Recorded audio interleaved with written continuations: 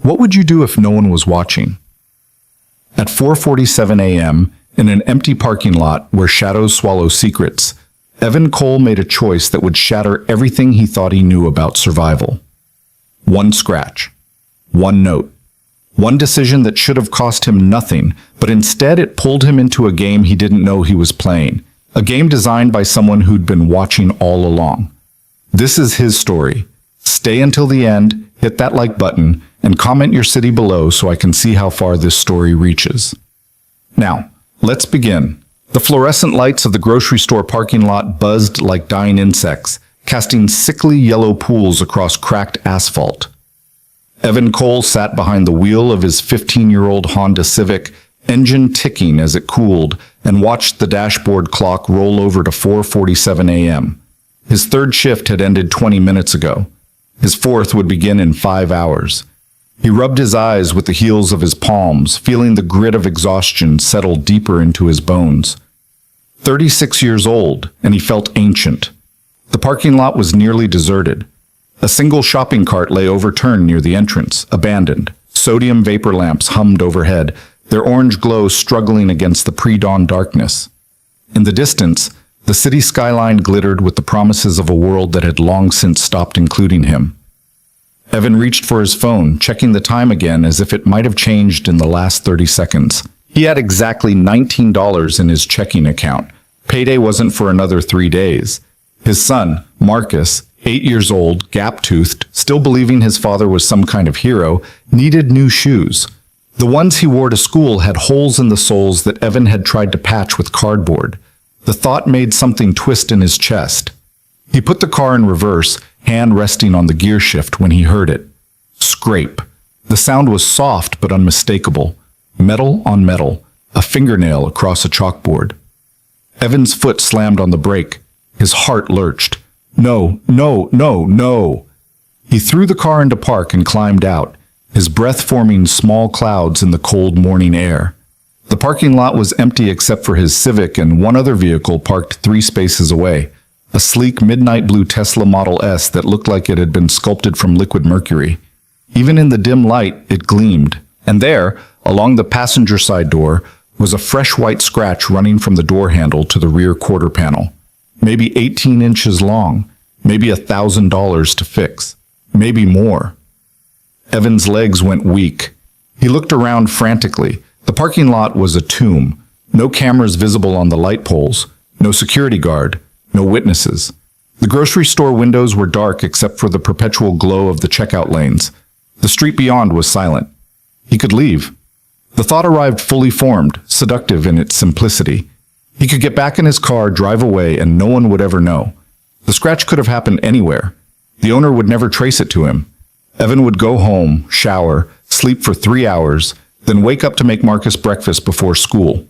Life would continue in its familiar pattern of quiet desperation. His hand was already reaching for his car door when he stopped.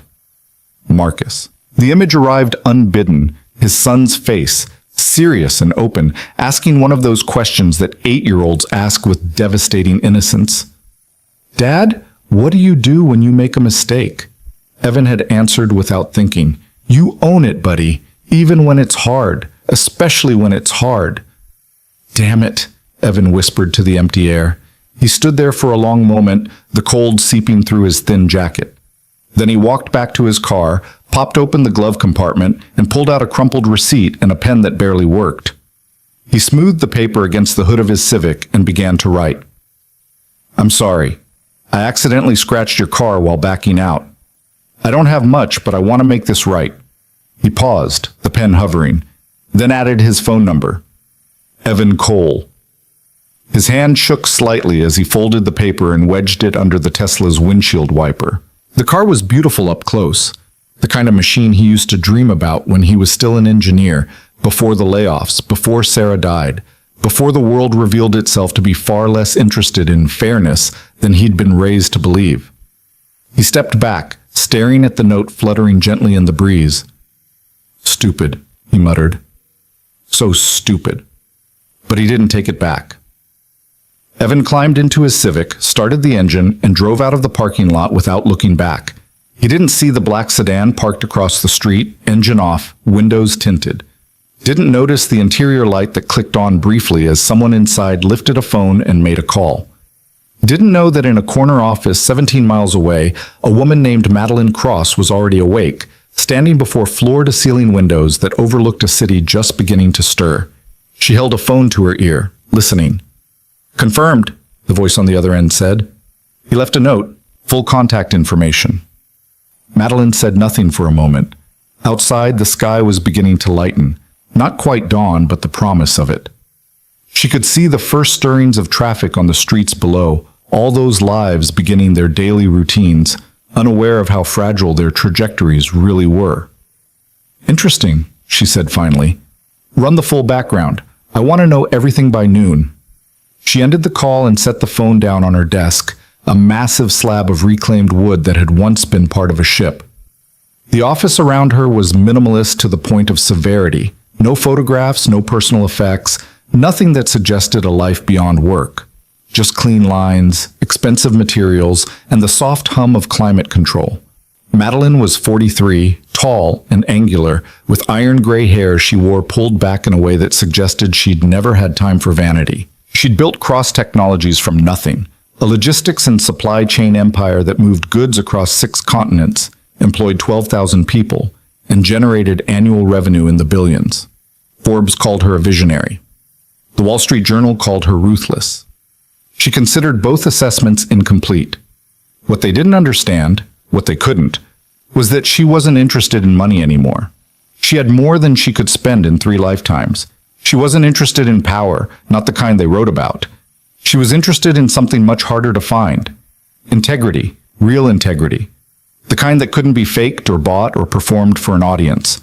The kind that existed in the dark, when no one was watching, when there was every reason to choose the easy path and no reason except character to choose otherwise. She'd been looking for it for 7 years, testing for it, hunting for it, and every single time she'd been disappointed.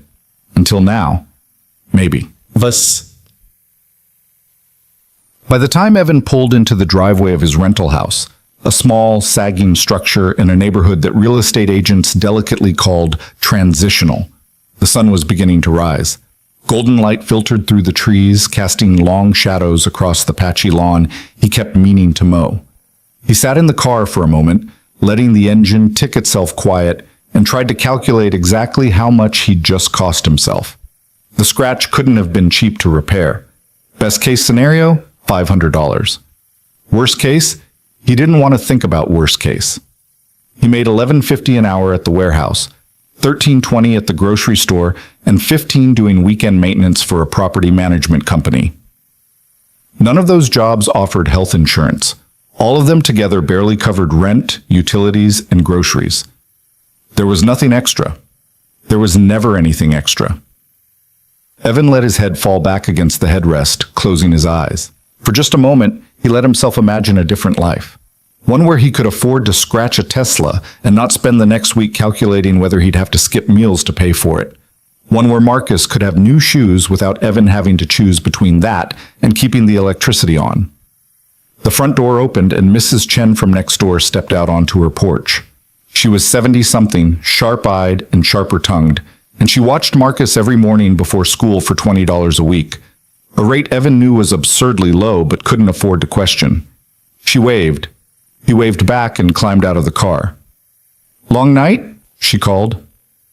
"Aren't they all?" Evan replied, managing a tired smile. "That boy of yours was asking about you yesterday. Wanted to know why you work so much." Evan's smile faltered. "What'd you tell him?" "That you're doing your best. That's all any of us can do." He nodded, not trusting himself to speak, and headed inside. The house was quiet. Evan moved through it carefully, avoiding the floorboards that creaked. In the small living room, Marcus was asleep on the couch, wrapped in a blanket, his homework scattered on the coffee table. He'd waited up again, despite Evan's repeated instructions to go to bed. Evan knelt beside the couch, studying his son's face. Marcus looked so much like Sarah it sometimes hurt to look at him. Same dark curls, same scattering of freckles across the bridge of his nose, same slightly stubborn set to his jaw even in sleep. "Hey buddy," Evan whispered, gently shaking his shoulder. Time to wake up. Marcus stirred, his eyes fluttering open. For a moment he looked confused. Then he saw his father and smiled. Dad, you're home. I'm home. Come on, let's get you to bed for real. Did you have a good night?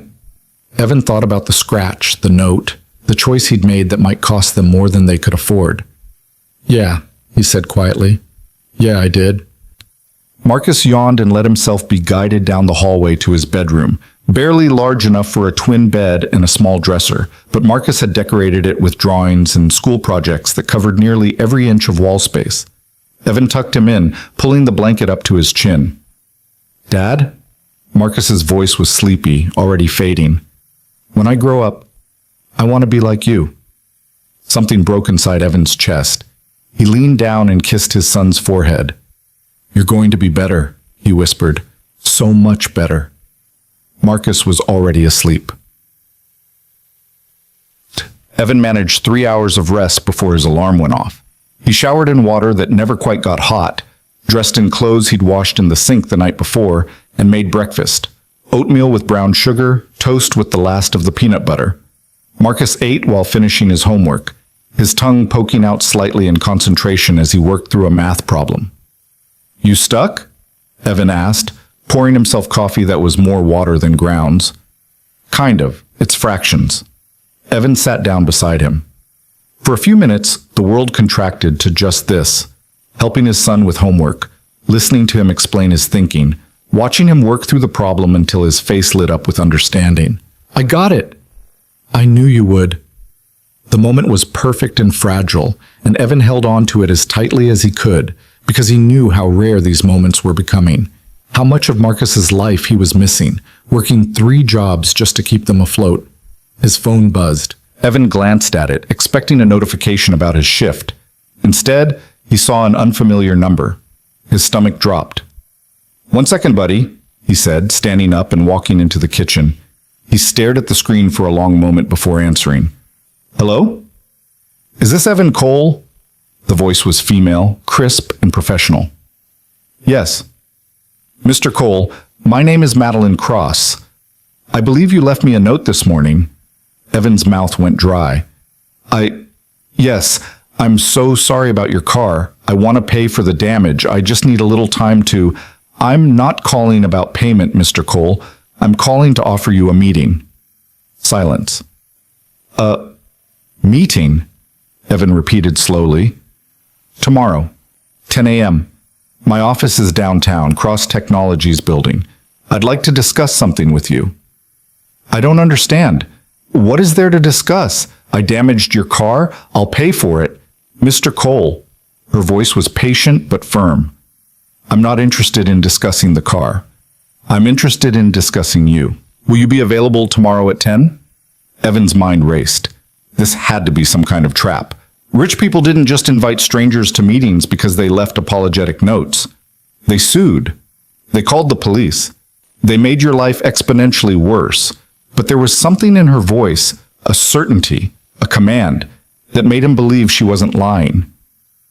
I have work, he said lamely. Can you get the time off? Could he? It would mean losing half a day's pay at the warehouse. It would mean scrambling to make up the hours. It would mean... Yes, he heard himself say. I can be there. Excellent. Ask for me at reception. They'll be expecting you. She hung up before he could respond. Evan stood in his kitchen, phone still pressed to his ear, trying to understand what had just happened. Through the doorway, he could see Marcus hunched over his homework, completely absorbed. I'm interested in discussing you. What did that mean?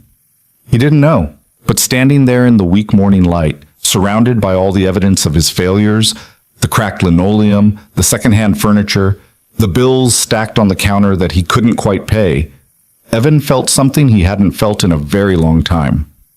Hope, dangerous, fragile, probably foolish, but hope nonetheless. The Cross Technologies building occupied an entire city block downtown, a gleaming tower of glass and steel that seemed to pierce the sky itself. Evan stood across the street, staring up at it, and felt profoundly out of place. He'd worn his only good shirt, the one he saved for job interviews that never led anywhere, and a pair of slacks he'd bought at Goodwill 3 years ago. He'd polished his shoes until they almost looked new. He'd shaved carefully, combed his hair, done everything he could to look like someone who belonged in a place like this. It wasn't enough. The lobby was cathedral-like. Soaring ceilings, marble floors, so polished they reflected like mirrors.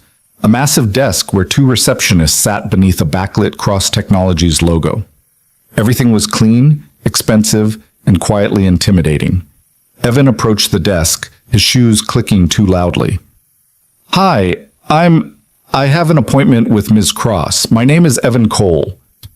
The receptionist, a young woman with perfect hair and a smile that didn't reach her eyes, typed something into her computer. Her eyebrows rose fractionally. "10th floor, the elevator to your right. Someone will meet you." "Thank you." The elevator was glass on one side, and as it rose, Evan watched the city spread out below him. He'd lived here his entire life, but he'd never seen it from this angle. Up here, it looked different, cleaner, more orderly, like a place where problems could be solved with the right combination of money and willpower.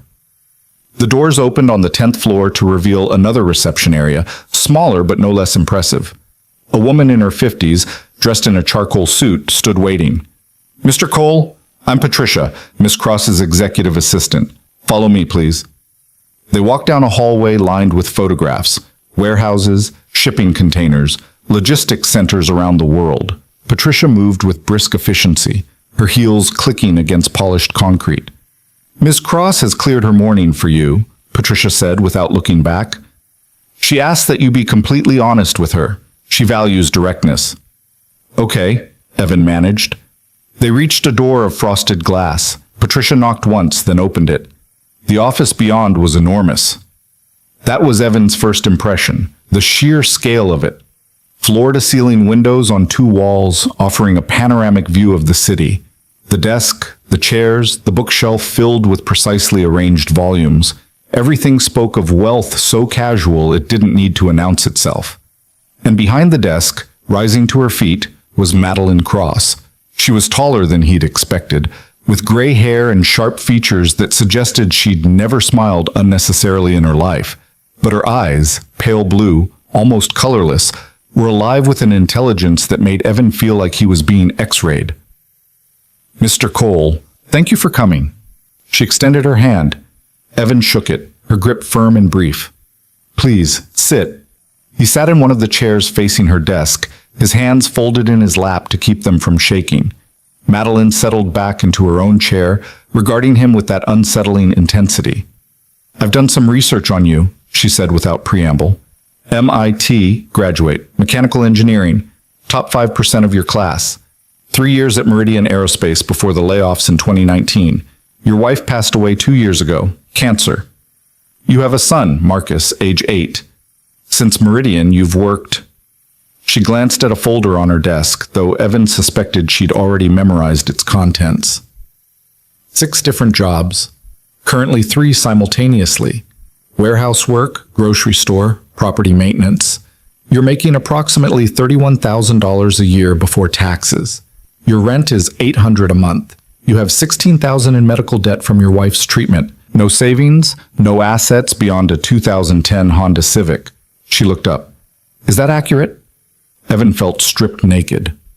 "Yes." "Why did you leave the note on my car, Mr. Cole?" The question caught him off guard.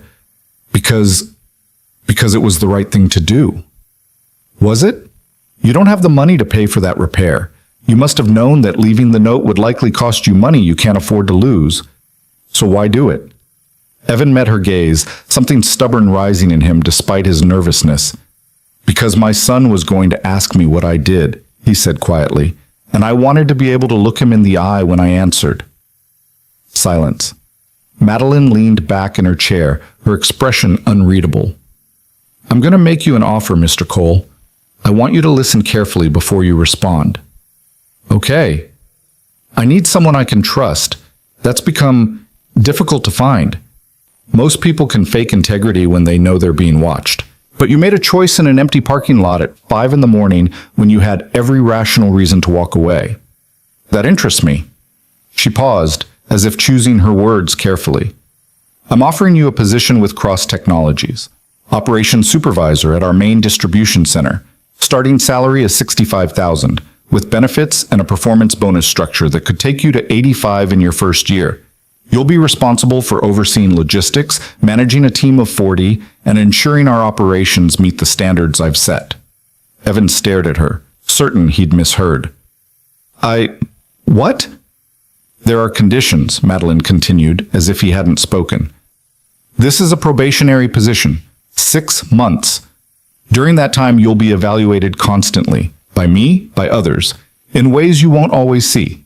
If you pass, the position becomes permanent and we discuss advancement. If you fail, her expression hardened. If you fail, you're terminated. And the repair bill for my car, which is $3,000, comes due immediately. The number hit Evan like a physical blow. $3,000. Yes, I had it assessed this morning. She folded her hands on the desk. So you need to understand what you're accepting. This isn't charity. This is a test, a demanding, possibly brutal test. You'll be thrown into situations you're not prepared for. You'll face opposition from people who've been with the company for years. You'll be pushed to your absolute limit. She leaned forward slightly. But if you succeed, if you prove to me that what I saw in that parking lot wasn't a fluke, then you'll have changed your life, your son's life, permanently. Evan couldn't breathe. His mind was spinning, trying to process what she was saying, what she was offering, what she was asking. Why? He finally asked. Why me? You don't know me. I know enough. I know you made the hard choice when no one was watching. That's rarer than you think. She paused. I've been looking for someone like you for a very long time, Mr. Cole. I'm willing to bet 3 months of your life and $3,000 of my money that I've found him. And if you're wrong, then we both lose something. Her smile was thin, almost predatory. But I'm rarely wrong. Evan sat there, his heart pounding. Every instinct he had was screaming that this was too good to be true, that people like Madeline Cross didn't hand out life-changing opportunities to strangers, that there had to be a catch. But he thought about Marcus, about new shoes, about not having to work 3 jobs, about maybe, just maybe, being able to breathe again. When would I start? He heard himself ask. Monday. 3 days. 3 days to quit his 3 jobs, to explain to Marcus why everything was about to change, to prepare himself for whatever test Madeline Cross had designed for him. 3 days to make the second hardest choice of his life. But really, there was no choice at all. There had never been any choice. I accept, Evan said. Madeline nodded slowly, as if she'd expected nothing less. Good. Patricia will handle the paperwork. You'll receive an employee handbook and a schedule. Read both carefully. The work begins Monday at 6 a.m. Don't be late. She stood, signaling the end of the meeting. Evan rose as well, still feeling like he was moving through a dream. Mr. Cole, Madeline said as he reached the door. One more thing. He turned. Her pale eyes pinned him in place. I meant what I said about being tested. This position will demand everything you have. There will be moments when you'll want to quit, when you'll think I've made a mistake, when you'll wonder if surviving on $31,000 a year was actually easier than what I'm going to ask of you. She paused. But if you remember why you left that note, if you hold on to that, you'll be fine. Because I'm not testing your skills, Mr. Cole. I'm testing your character, and so far you're the only person who's passed. Evan swallowed hard. I won't let you down. We'll see. The weekend passed in a blur. Evan quit all 3 jobs, burning bridges he couldn't afford to burn, but had no choice. His manager at the warehouse called him an idiot for walking away from steady work for some maybe downtown. The property management company refused to pay him his last week's wages.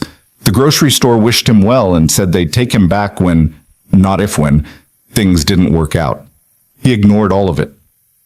Saturday night, after Marcus was asleep, Evan sat at his kitchen table with the employee handbook Madeline's office had sent over. It was 200 pages long, dense with policies and procedures, organizational charts, and safety protocols. He read every word. The distribution center was massive, nearly 1 million square feet, handling goods from 40 different suppliers, shipping to 600 retail locations across 3 states, operating 24 hours a day, 7 days a week, 700 employees across 3 shifts, and Evan would be supervising a team of 40 on the day shift, responsible for ensuring smooth operations, managing personnel issues, and reporting directly to the center director. He had no management experience, no logistics background beyond his engineering degree. No reason to think he could handle this, except that Madeline Cross seemed to think he could. Sunday afternoon, he took Marcus to the park. They threw a football back and forth, and Marcus chattered happily about school, about his friend Jackson, about the science project he was planning. Evan listened, really listened, and tried to memorize this moment. "Dad?" Marcus asked, catching the ball against his chest. "Are you nervous about your new job?" "Yeah, buddy, I am." "You'll be great. You're the smartest person I know." Evan felt his throat tighten. "Thanks, Marcus." "Will you have to work as much?" "I don't know yet. Maybe less. I hope so." Marcus grinned. "That would be cool. We could do this more often." "Yeah," Evan said softly. "We could." That night, lying in bed and staring at the ceiling, Evan replayed Madeline's words over and over. "I'm testing your character." He thought about the note on the windshield, about the choice he'd made in the dark. He thought about what she'd said, that most people could fake integrity when they knew they were being watched. But how do you fake it when you don't know you're being tested? The question followed him into sleep, and when his alarm went off at 4:30 Monday morning, it was the first thought in his head. The Cross Technologies distribution center squatted on the eastern edge of the city like a sleeping giant, all corrugated metal and loading docks and parking lots that seemed to stretch forever. Evan pulled into the employee lot at 5:40, giving himself 20 minutes to find where he was supposed to be. The main entrance led to a security checkpoint where a guard checked his ID against a list, handed him a badge, and directed him to the second floor. Evan climbed stairs that smelled of industrial cleaner and concrete, his heart hammering. The second floor opened onto a massive open workspace, dozens of desks arranged in clusters, computer monitors glowing, the sound of ringing phones and low conversations creating a constant hum of activity. Through windows along one wall, Evan could see down into the warehouse floor itself, a vast cavern of shelving units and forklifts and workers moving with practiced efficiency. "Evan Cole?" He turned to find a man in his 50s approaching, heavy-set and balding, with the kind of weathered face that suggested he'd spent decades in places like this. He wore the same dark blue polo shirt as everyone else, with Cross Technologies embroidered on the chest. "Yes, sir." "Rick Brennan, Center Director. Follow me." They walked through the workspace, Brennan moving with the heavy authority of someone who'd earned his position through years of grinding work. He didn't speak, didn't look at Evan, just led him to a glass-walled conference room in the corner. Inside, 4 other people waited. 3 men, 1 woman, all wearing the same polo shirt. They looked up as Evan entered, their expressions ranging from curious to openly hostile. "Everyone," Brennan said, shutting the door behind them, "this is Evan Cole. As of today, he's your new operations supervisor for Team Delta." The silence that followed was heavy with unspoken questions. One of the men, young, maybe 30, with arms covered in tattoos, leaned back in his chair and crossed his arms. "No offense," he said, his tone making it clear offense was exactly what he intended. "But who the hell is Evan Cole, and why is he supervising anything?" Brennan's jaw tightened. "Because Ms. Cross personally selected him for the position. That's all you need to know, Garcia." "Ms. Cross doesn't work the floor," Garcia shot back. "We do, and we've never even heard of this guy." The woman, mid-40s with short cropped hair and a name tag that read Sullivan, studied Evan with shrewd eyes. "What's your background?" she asked. Evan swallowed. "Mechanical engineering. 3 years in aerospace before the layoffs. Logistics experience? No. Management experience? No." "Wonderful," Garcia muttered. Sullivan exchanged a glance with one of the other men, something passing between them that Evan couldn't read. Brennan cleared his throat. "Cole will be learning on the job. I expect all of you to bring him up to speed. Team Delta is currently down 2 supervisors, and we're running at capacity. Cole, your team handles inbound receiving and quality control. You've got 40 people under you, and they move approximately 200,000 units per day." The numbers made Evan's head spin. "You'll start by shadowing Sullivan for the morning," Brennan continued. "After lunch, you're on your own. Questions?" 100, 1,000. "No, sir," Evan said. "Good. Don't screw this up." Brennan looked at the others. Meeting adjourned. They filed out, Garcia shooting Evan one last contemptuous look. Sullivan waited, her expression unreadable. "Come on," she said finally. "Try to keep up." The warehouse floor was organized chaos. Everywhere Evan looked, there was movement. Forklifts darting between towering shelves, workers scanning barcodes, conveyor belts moving boxes in endless streams. The noise was incredible, a constant roar of machinery and shouted instructions and beeping scanners. Sullivan led him to a section near the receiving docks where his team was already hard at work. She moved through them with practiced ease, calling out names, checking on progress, making small corrections that seemed to keep everything flowing smoothly. "This is the bottleneck," she shouted over the noise, pointing to where trucks backed up to the loading docks. "Shipments arrive every 15 minutes during peak hours. Your team has to unload, scan, sort, and quality check every single item before it goes to storage. Fall behind, and you create a cascade failure that affects the entire operation." "How do we not fall behind?" "You watch everything. You know your people. You anticipate problems before they happen." She glanced at him. "Think you can do that?" "I'll have to." They spent the morning moving through the operation, Sullivan explaining the systems, the workflow, the 100 little details that kept everything running. Evan absorbed it all, his engineer's mind automatically creating frameworks, seeing patterns. But he also saw something else. The workers, his workers, kept glancing at him. Some were curious, some were skeptical, and a few looked outright resentful, as if his presence was a personal insult.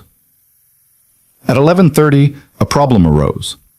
One of the scanning stations went down, its screen frozen. The worker standing at it, a young woman with purple highlights in her hair, swore and looked around frantically. "Sullivan!" she called, but Sullivan was across the floor dealing with something else. The woman saw Evan and hesitated. "The scanner's dead," she said. "If we don't get it back up in 2 minutes, we're going to start backing up the line." Evan moved to the station, his mind already working. He'd seen enough engineering problems to know that the first step was always diagnosis. "When did it freeze?" 30 seconds ago, right in the middle of a scan. He checked the connections, rebooted the system, watched it cycle through startup. Nothing. The screen stayed frozen on a logo. Behind them, boxes were beginning to pile up on the conveyor belt. "Come on," the woman muttered. "Come on." Evan pulled out his phone and took a picture of the error code displayed in small text at the bottom of the screen. Then he pulled up the troubleshooting section of the handbook he'd memorized and started cross-referencing. "There," he said, pointing. "Network timeout. The station's not connecting to the main server. Can you fix it?" "Maybe." He crawled under the desk, found the Ethernet cable, saw that it had been partially pulled free from its port. He reseated it, heard it click, and the system immediately came back to life. The woman at the station let out a breath. "Oh, thank God." She looked at Evan with something that might have been respect. "Thanks. I'm Angela, by the way." "Evan, I know who you are. You're the guy everyone's talking about." "What are they saying?" Angela's smile was wry. "That you're either Ms. Cross's secret weapon or the world's luckiest idiot. No consensus yet." Before Evan could respond, Sullivan appeared at his elbow. "Good catch," she said quietly. "But don't get cocky. That was easy. Everything after lunch won't be." She was right. At 1 p.m., Sullivan left him on his own, and Evan suddenly understood what it meant to be thrown into the deep end. Problems arose constantly. A forklift breakdown, a shipment with incorrect documentation, 2 workers who got into a shouting match over scheduling. He handled them as best he could, relying on common sense and the handbook and sheer stubborn determination not to fail on his first day. By 5 p.m., he was exhausted. By 7, when his shift finally ended, he felt like he'd aged a decade. He made it to his car before his legs gave out. He sat behind the wheel, head back, eyes closed, and tried to remember how to breathe. His phone buzzed, a text from an unknown number. Day 1 complete. "How do you feel?" Evan stared at it, then typed back. like I got hit by a truck. The response came immediately. Good. That means you're learning. Get some rest. Tomorrow will be harder. There was no signature, but Evan knew who it was from.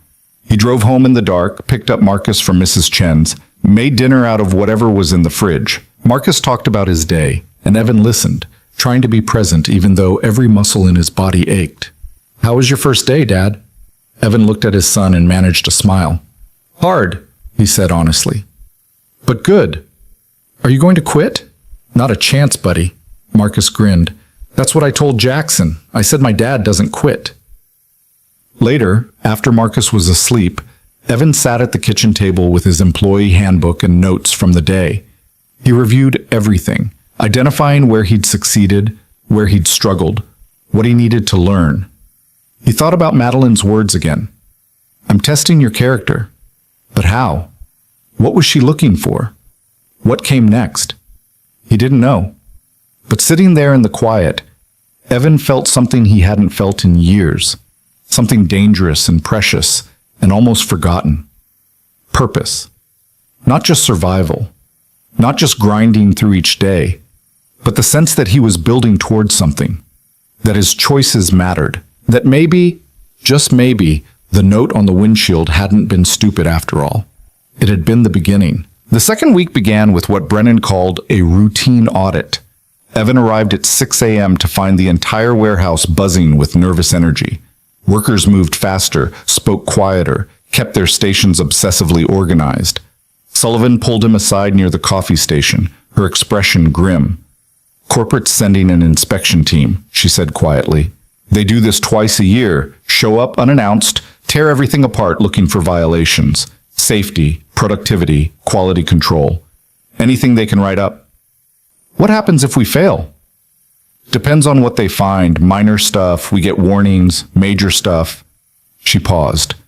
People lose their jobs. Sometimes the whole shift gets restructured. Evan felt ice settle in his stomach. He'd been here 10 days. He was still learning where the bathrooms were. When do they arrive? Could be today, could be next week. That's the point. Keep everyone on edge. Sullivan checked her watch. Just keep your team running clean. No shortcuts, no safety violations, everything by the book. You do that, you'll be fine. But as the morning shift kicked into full gear, Evan quickly realized that running by the book was easier said than done. The pressure to move product was relentless. Trucks arrived in an endless stream, each one packed with goods that needed to be unloaded, scanned, sorted, and stored within strict time windows. Fall behind schedule, and the entire distribution network suffered. Customer orders got delayed. Retail stores ran out of stock. The company lost money, and someone got blamed. Evan watched his team work, saw the small compromises they made to keep pace. A forklift driver taking a corner too fast. Someone skipping the second verification scan to save 30 seconds. Workers stacking boxes higher than regulation height because it was faster than making 2 trips. He'd let most of it slide during his first week, too overwhelmed to fight every battle. But now, with an audit looming, every shortcut felt like a ticking bomb. At 10:30, he caught one of his workers, a middle-aged man named Terry who'd been with the company for 8 years, trying to move a pallet loaded beyond the safe weight limit. Terry, hold up. Terry glanced at him, then at the pallet, then back. It's fine, I've done heavier. The limit's 1,500 pounds. That's got to be close to 2,000. Which is why I need to move it now instead of breaking it down. We're already behind on this shipment. Evan stepped in front of the forklift. Break it down. 2 trips. Terry's jaw tightened. Around them, other workers had stopped to watch. Evan felt their eyes on him, felt the weight of this moment. He was the new guy, the outsider, the one who didn't know how things really worked.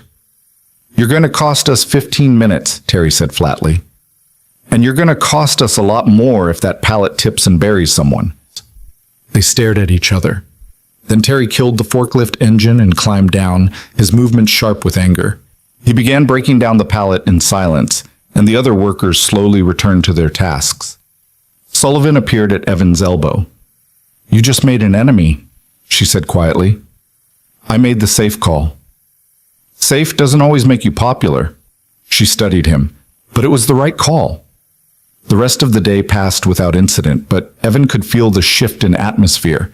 His team was watching him differently now, testing boundaries, wondering how far they could push before he pushed back. That evening, Madeline sent another text. Heard about the palate. Good instincts. Evan stared at the message, something cold crawling up his spine. She was watching. Not just him, everything, every decision, every moment, every choice he made was being observed and evaluated by someone he couldn't see. The test was ongoing, he just didn't know what he was being tested for. The audit team arrived on Thursday.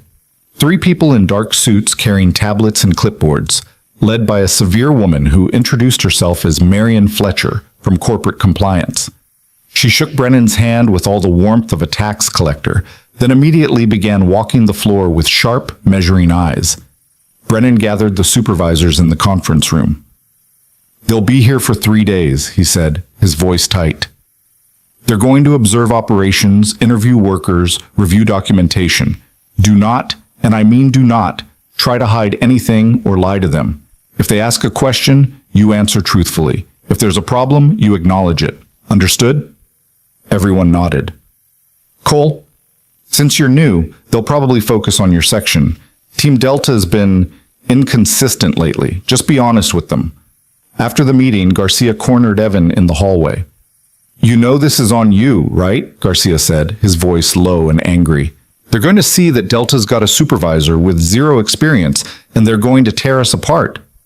Then we don't give them anything to find. Garcia laughed bitterly. You really don't get how this works, do you? They always find something, and when they do, the new guy gets blamed. He walked away before Evan could respond. The first day of the audit was pure tension.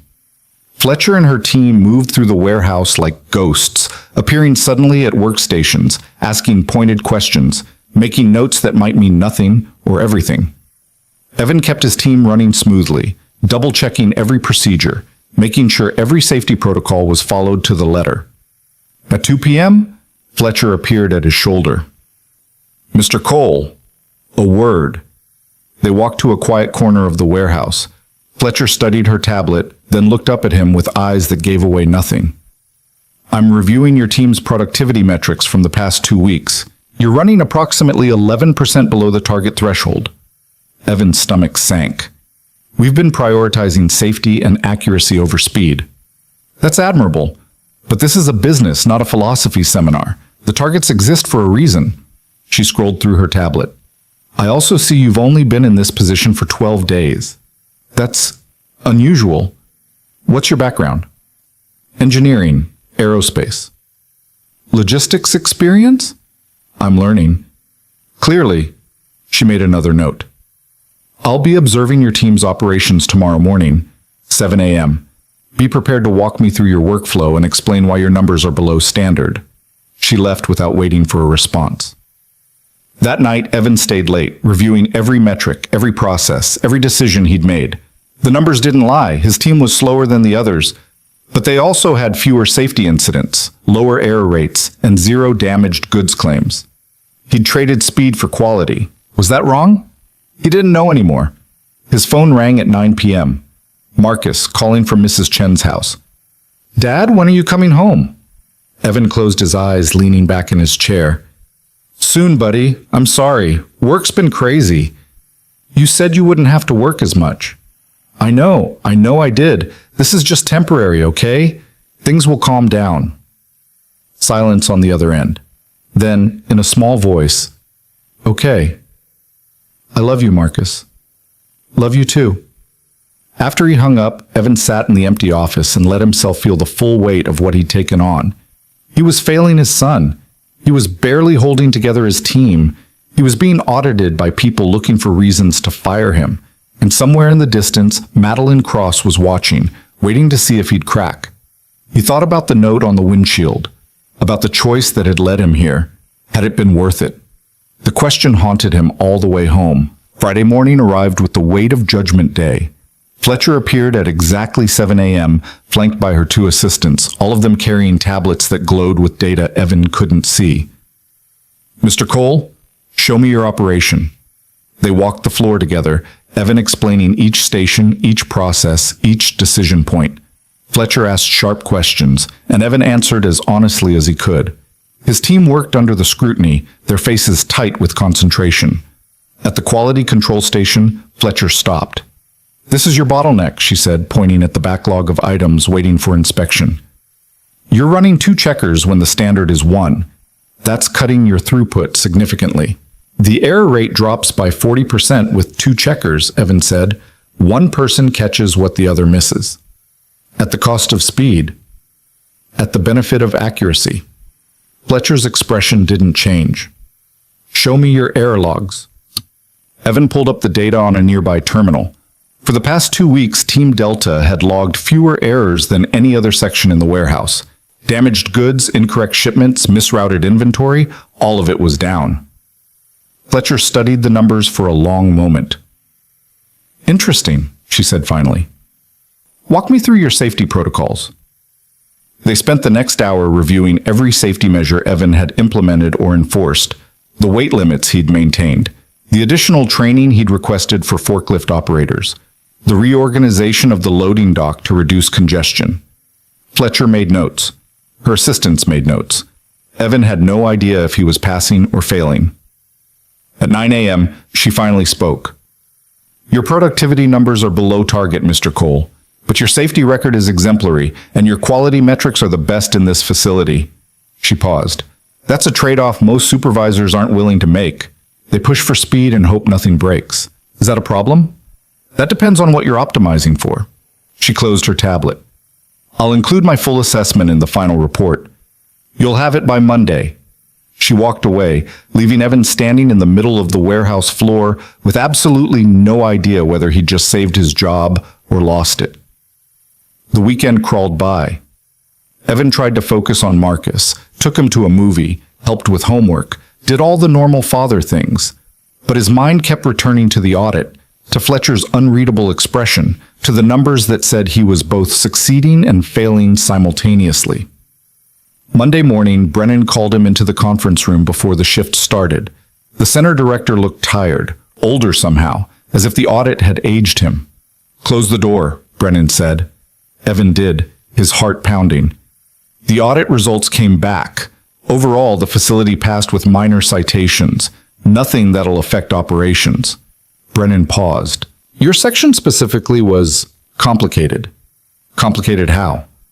Fletcher wrote that Team Delta shows the strongest safety culture and quality standards in the building, but the lowest productivity numbers. Brennan leaned back in his chair. "She recommended you for additional management training and suggested we use your protocols as a model for other teams." Evan blinked. "She... what?" "At the same time, corporate wants those productivity numbers up. They're giving you 30 days to bring Delta up to standard throughput without sacrificing safety or quality." Brennan's expression was sympathetic. "I know that sounds impossible, but those are the terms." "And if I can't?" "Then we restructure. You move to a different role, probably a demotion. Someone else takes Delta." Evan felt the walls closing in. 30 days. "Starting today." Brennan stood. "Look, Cole, between you and me, you're doing good work, but good work isn't always enough. You need to figure out how to do it faster, or none of this matters." The conversation ended, and Evan walked to the floor in a daze. 30 days. He had 30 days to solve a problem that seemed fundamentally unsolvable. How do you move faster without cutting corners? His team was already assembled for the morning briefing. They looked at him expectantly, waiting for direction. Angela, Terry, Sullivan standing nearby, Garcia watching from across the room with his arms crossed. Evan took a breath. "Okay," he said, "we need to talk about our numbers." He spent the next 20 minutes laying out the situation honestly. The audit results, the deadline, the impossible task ahead.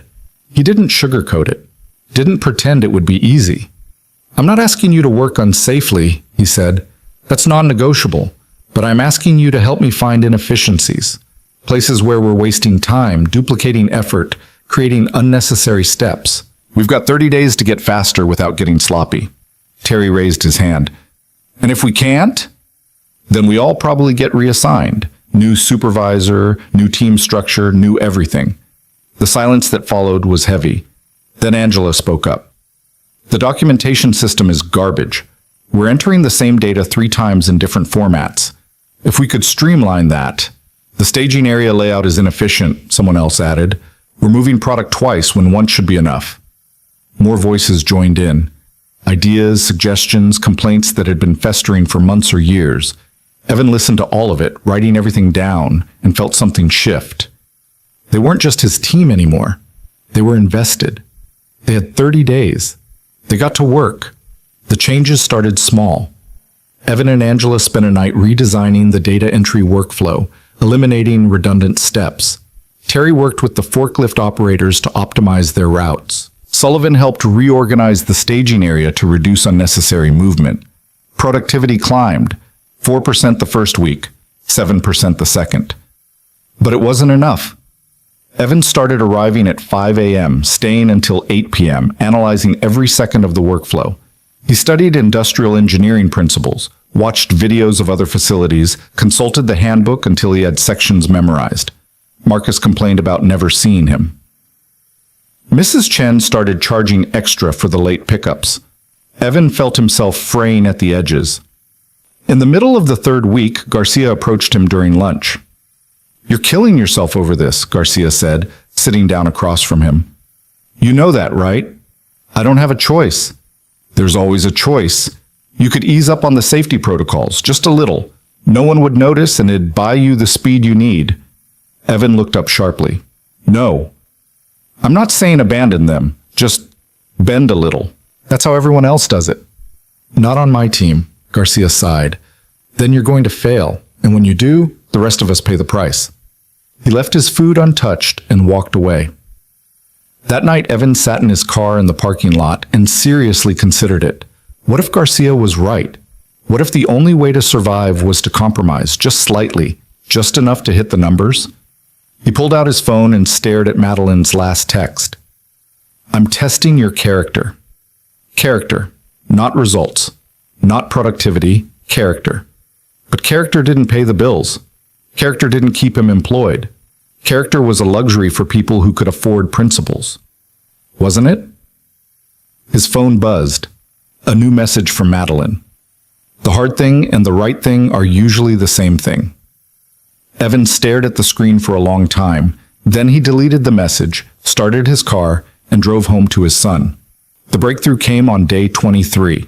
Evan was reviewing the shipping schedule when he noticed something odd. Certain suppliers delivered at overlapping times, creating bottlenecks at the loading docks. But if they could coordinate deliveries differently, stagger the arrival windows, they could process trucks faster without rushing.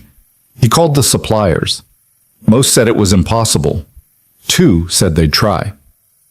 The next day, those 2 deliveries arrived an hour apart instead of simultaneously. The difference was immediate. The team processed both shipments faster because they weren't competing for dock space. Evan called more suppliers, negotiated, begged, explained the situation. By day 28, he had 12 suppliers on staggered schedules. Productivity jumped to 94% of target. Close. So close. But not enough.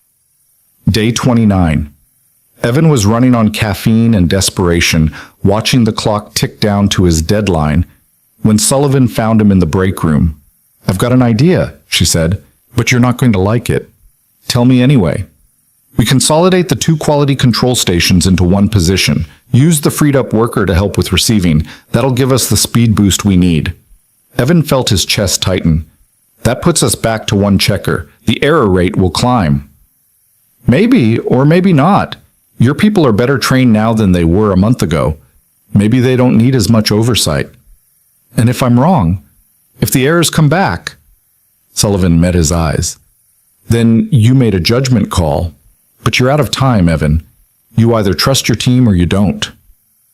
Evan spent that entire night thinking about it. Trust. That's what it came down to. Could he trust his team to maintain quality without the safety net he'd built? The next morning, day 30, he made the change. 1 quality checker instead of 2. The freed worker moved to receiving. The team moved like a machine, faster, smoother. Evan watched the numbers climb in real time. 96%, 97, 98. At 11 a.m., they hit 100% of target throughput. At noon, Brennan walked onto the floor with his tablet, checked the numbers, and nodded slowly. "You did it," he said. Evan felt his legs go weak. We did it. No errors? Not one. Brennan clapped him on the shoulder. I'll be honest, Cole.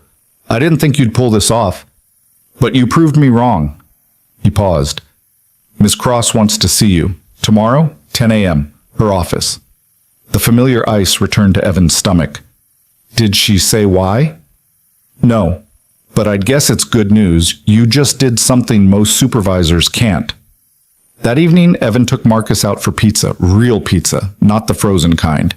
They sat in a booth, and Marcus talked excitedly about school, about his friends, about a science project on volcanoes that was due next week. Dad, you seem happy, Marcus said, tomato sauce on his chin. I am, buddy. Work's getting better. Yeah, I think it is. Good. I like it when you're happy. Evan reached across the table and ruffled his son's hair. Me too. But that night, lying in bed, Evan couldn't shake the feeling that something else was coming. The tests weren't over. Madeline hadn't put him through all of this just to see if he could hit productivity targets. There was something more. He just didn't know what yet. The next morning, Evan stood once again in front of the Cross Technologies building, staring up at its gleaming facade. 3 weeks had passed since his last visit, but it felt like years. He was different now, harder, maybe. Definitely more tired. Patricia met him in the lobby and escorted him upstairs without a word. When they reached Madeline's office, she knocked once and stepped aside. She's expecting you. Evan entered to find Madeline standing at her windows, looking out over the city. She didn't turn when he came in. Close the door, Mr. Cole. He did. Congratulations on meeting your targets, she said to the glass. Rick tells me you managed it without compromising your safety standards. Yes, ma'am. How did it feel? The pressure, the impossible deadline, the certainty that you'd fail? Evan chose his words carefully. Like I was being tested. Because you were. She finally turned to face him. I set that deadline. I told corporate to give you 30 days, knowing it was barely enough time. I wanted to see what you'd do when everything was on the line. The admission landed like a punch. You set me up? I gave you a challenge. There's a difference. Madeline walked to her desk. Most people, when pushed that hard, compromise. They cut corners. They cheat. They blame others. They quit. But you did none of those things. I thought about it, Evan said honestly. Came close a few times. But you didn't. That's what matters. She sat down, gesturing for him to do the same. Do you know why I'm really testing you, Mr. Cole? Not entirely. Because I'm getting old. Because this company will outlive me. And I need to know it'll be in the right hands when I'm gone. Her pale eyes locked onto his. I've spent 7 years looking for someone with real integrity. Not the performed kind. Not the convenient kind. The kind that holds even when it costs everything. Evan's mouth went dry. You're talking about succession. Eventually, years from now. But first, you need to understand what this company really does. How it really works. She pulled a folder from her desk drawer. I'm moving you. Effective immediately, you're no longer supervising Team Delta. The bottom dropped out of Evan's stomach. What? But you're being promoted. Assistant Operations Manager reporting directly to me. You'll have oversight of all 4 teams, work with Brennan on facility-wide strategy, and help me solve the company's biggest problems. Evan couldn't speak. Your salary increases to $95,000 with performance bonuses that can take you to $130,000. Your son gets added to the company health plan, and you get an office. She slid the folder across the desk. Read it over. If you accept, you start Monday. Evan opened the folder with shaking hands. The contract inside outlined everything she'd said, plus benefits he'd never dreamed of. Retirement matching, education assistance, even a relocation allowance if he needed it. Why me? He asked, his voice barely a whisper. Because you left a note on a windshield when you didn't have to. Because you chose safety over speed even when your job depended on it. Because when I push you to the breaking point, you don't break. Madeline leaned forward. I need people I can trust, Mr. Cole. Truly trust. In this company, at this level, integrity isn't optional. It's everything. Evan thought about Marcus, about Mrs. Chen, about the past 3 weeks of hell that had just been revealed as another test in a series of tests he hadn't known he was taking. What happens next, he asked. Madeline smiled, and for the first time it reached her eyes. "Now?" she said. "Now the real work begins." Evan's new office was a glass cube on the third floor with a view of the warehouse below. He stood at the window on his first morning as assistant operations manager, watching the shifts change, and felt like an imposter. 3 months ago, he'd been stocking shelves at a grocery store. Now he had a salary that felt obscene, an office with his name on the door, and responsibilities that terrified him. His phone buzzed. Madeline. "Conference room B, now." He found her already seated at the head of a long table, flanked by 3 people he'd never seen before. She gestured to the empty chair beside her. "Mr. Cole, meet your team. David Chen, Supply Chain Analytics. Rebecca Morrison, Vendor Relations. And James Keller, Quality Assurance." She didn't wait for pleasantries. "We have a problem. 6 weeks ago, one of our largest clients, North Point Retail, 300 stores nationwide, reported receiving damaged goods in 18% of their shipments. That's up from our standard 3%. Rebecca leaned forward, her expression tight. "They're threatening to terminate the contract if we don't fix it by the end of the quarter. That's 8 weeks away. If we lose North Point, we lose $40 million in annual revenue." "What's causing the damage?" Evan asked. David pulled up a presentation on the screen behind Madeline. Charts and graphs filled the display, all of them trending in the wrong direction. "We've traced it back to handling issues at 3 distribution centers, including this one. Goods are being mishandled during loading, damaged in transit, or improperly stored. So we fixed the handling procedures." "It's not that simple," James said. "The damage is happening at different points in different facilities. No consistent pattern. We've tried retraining staff, implementing new protocols, even replacing equipment. Nothing's working." Madeline's pale eyes found Evan. "I'm putting you in charge of solving this. You have full authority to investigate, make changes, and do whatever's necessary to bring those numbers down. Questions?" Evan had about 1,000, but he settled on the most important one. "Why me? These people have way more experience than I do." "Because they've been trying to solve this for 6 weeks and failed. You're not burdened by their assumptions." She stood, signaling the end of the meeting. "You have 8 weeks, Mr. Cole. Don't waste them." After she left, the 3 remaining executives stared at Evan with expressions ranging from skeptical to hostile. Rebecca spoke first, her tone clipped. "Look, no offense, but we've been with this company for years. We know these systems inside and out. If we couldn't fix this, what makes Madeline think you can?" "I don't know," Evan said honestly, "but I'm going to try anyway." David's laugh was bitter. "Great. Another hero complex.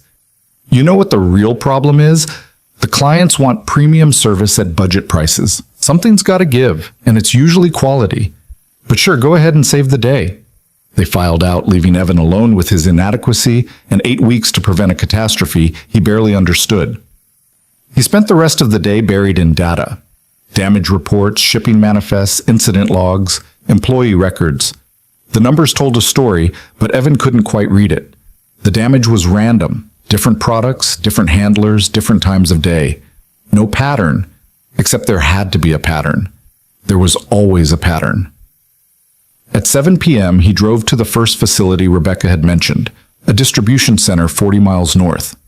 The night shift supervisor, a woman named Janet, who looked perpetually exhausted, walked him through the operation. "We've changed everything," she said, her voice carrying frustration. "New training programs, new equipment, new safety protocols. Damage rate hasn't budged. Show me your loading area." They walked to the shipping docks where workers were loading a truck destined for North Point. Evan watched them work, saw nothing obviously wrong. They handled boxes carefully, stacked them properly, used equipment correctly, but then he noticed something small. One of the workers, a young guy with headphones on, set down a box marked fragile with slightly more force than necessary. Not enough to cause visible damage, just enough to compromise whatever was inside. "How long has he been with you?" Evan asked Janet. "Marcus? Maybe 3 months. Why?" "Watch him." They observed for another 10 minutes. Marcus worked fast, efficient, but every few boxes there was that same slight carelessness. A box set down too hard. A stack built slightly off-center. Small things. Individually meaningless, but multiplied across hundreds of boxes, across 3 shifts, across multiple facilities? Do you have a retention problem? Evan asked. Janet blinked. What? High turnover. New workers coming in, experienced ones leaving. Well, yeah, it's warehouse work. People don't usually stick around. Evan pulled out his phone and started comparing the damage reports with employee records. The correlation was immediate and damning. The facilities with the highest damage rates had the highest turnover. The sections within those facilities with the worst numbers had the newest workers. It wasn't about training or equipment or procedures. It was about institutional knowledge. About the little things experienced workers knew that couldn't be written in a manual. About muscle memory and judgment that only came with time. And Cross Technologies had been bleeding experienced workers for months. He drove back to the main facility at midnight, his mind racing. The next morning, he called a meeting with David, Rebecca, and James. It's retention, he said, laying out his findings. We're losing experienced workers and replacing them with new hires who don't have the instincts to handle goods properly. No amount of training fixes that. It's learned over time. Rebecca frowned. So what's your solution? We can't force people to stay. No, but we can find out why they're leaving. Evan pulled up spreadsheets showing turnover rates. I want to conduct exit interviews with everyone who's quit in the last 6 months. Real interviews, not HR forms. I want to know why they walked away. That'll take weeks, David protested. Then we'd better start now. We've got 7.5 weeks left. Over the next 10 days, Evan personally interviewed 43 former employees. He drove to their homes, met them at coffee shops, called them during his lunch breaks. Most were reluctant to talk at first, but Evan had learned something about honesty in the past few months. It invited honesty in return. And what they told him was damning. The pay was below industry standard. Benefits were minimal. There was no clear path for advancement. Supervisors played favorites. Concerns went ignored. The work was hard, the gratitude non-existent, and better opportunities existed everywhere else. They'd left because Cross Technologies had treated them as replaceable. Evan compiled everything into a report and presented it to Madeline on a Wednesday afternoon. She read it in silence, her expression unreadable. You're saying we created this problem ourselves, she said finally. Yes. And the solution is what? Pay raises, better benefits? That's expensive. More expensive than losing North Point? Madeline set down the report. If I approve this, we're looking at increased labor costs across all facilities. Millions annually. The board won't like it. The board will like losing $40 million in revenue even less. She studied him for a long moment. Then she picked up her phone and made a call. Get me the head of HR and schedule an emergency board meeting for Friday. 2 days later, Evan sat in a conference room with 12 board members who looked at him like he was suggesting they set money on fire. He presented his findings, showed the correlation, explained the human cost of treating workers as expendable. A silver-haired man in an expensive suit interrupted him. Mr. Cole, you're proposing we increase our labor costs by approximately 8%. That's a significant hit to our margins. It's an investment, Evan replied. Experienced workers are more efficient, make fewer mistakes, and don't need constant training. Over time, this pays for itself. Over time. But in the short term? In the short term, we keep North Point and the $40 million in revenue they represent. The discussion that followed was brutal. Half the board thought Evan was naive. The other half thought he was right, but worried about the financial impact. The meeting ran 3 hours, and when it finally ended, Madeline walked him to the elevator. That was quite a performance, she said. Did it work? The board approved a pilot program, 3 facilities, 6 months, full implementation of your recommendations. If the damage rates drop and retention improves, we expand it company-wide. She pressed the elevator button. You just bet your reputation on the idea that treating people decently is good business. I've made worse bets. Have you?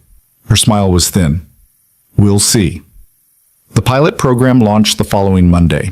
Immediate pay increases for warehouse workers, $2 more per hour, expanded benefits, a clear promotion track, anonymous feedback systems. Regular town halls where management actually listened. The pushback was immediate. Supervisors complained about the cost. Some board members leaked their opposition to the press. Industry analysts called it unsustainable. But Madeline had made her decision, and Madeline's word was law. Evan spent the next month visiting all 3 pilot facilities, meeting with workers, listening to concerns, making adjustments. Slowly, incrementally, things began to change. Turnover slowed, training improved, the damage rate started dropping, but not fast enough. 6 weeks into the 8-week deadline, North Point was still reporting 14% damaged goods. Better than 18, but nowhere near the 3% they demanded. Evan was running out of time, and he knew it. He was working late on a Friday when his phone rang. Marcus. "Dad, you said you'd be home by dinner." Evan looked at his watch, 8:30. "I know, buddy. I'm sorry. I lost track of time." "You always lose track of time." Marcus's voice was small, hurt in a way that cut deeper than any client complaint. "Mrs. Chen said you're working too much again." "This is important, Marcus. If I don't figure this out, everything's always important." A pause. "I miss you, Dad." The words landed like a punch to the chest. Evan closed his eyes, pressing his palm against his forehead. He'd been here before, working himself to death, telling himself it was for his son, while his son grew up without him. "I'll be home in 20 minutes, Evan said. "We'll watch a movie, whatever you want." "Promise?" "Promise." He kept his word.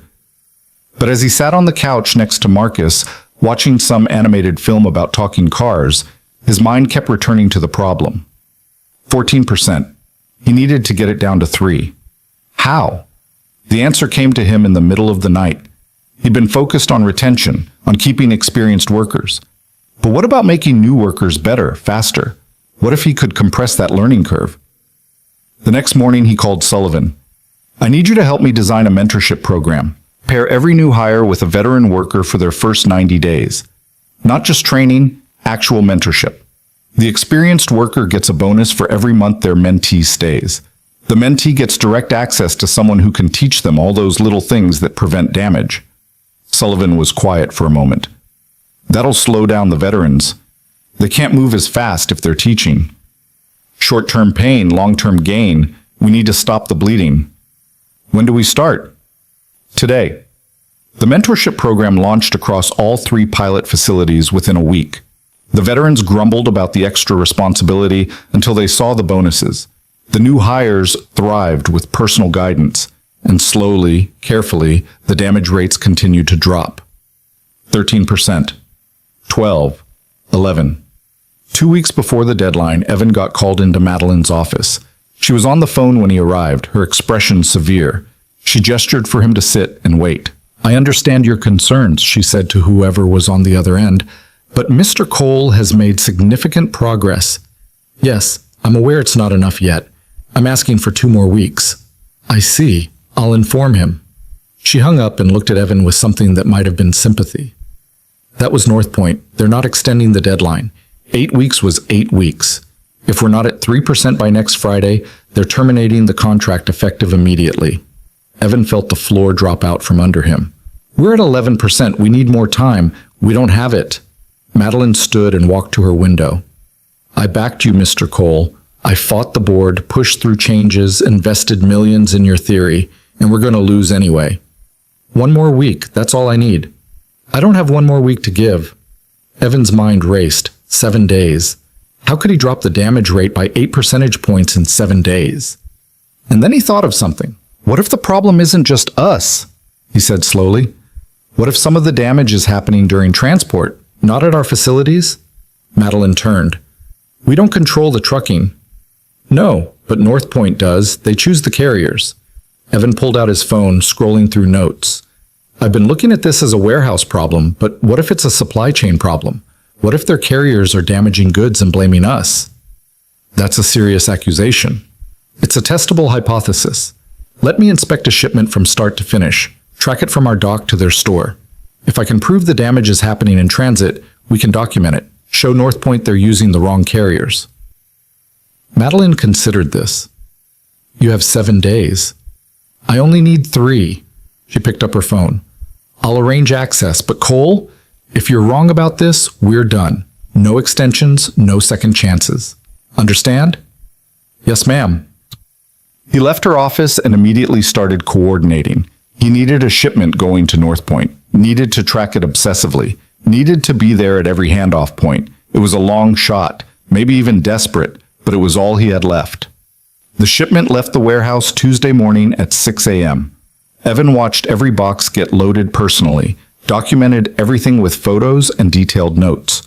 Nothing was damaged when it left their facility. He knew that absolutely.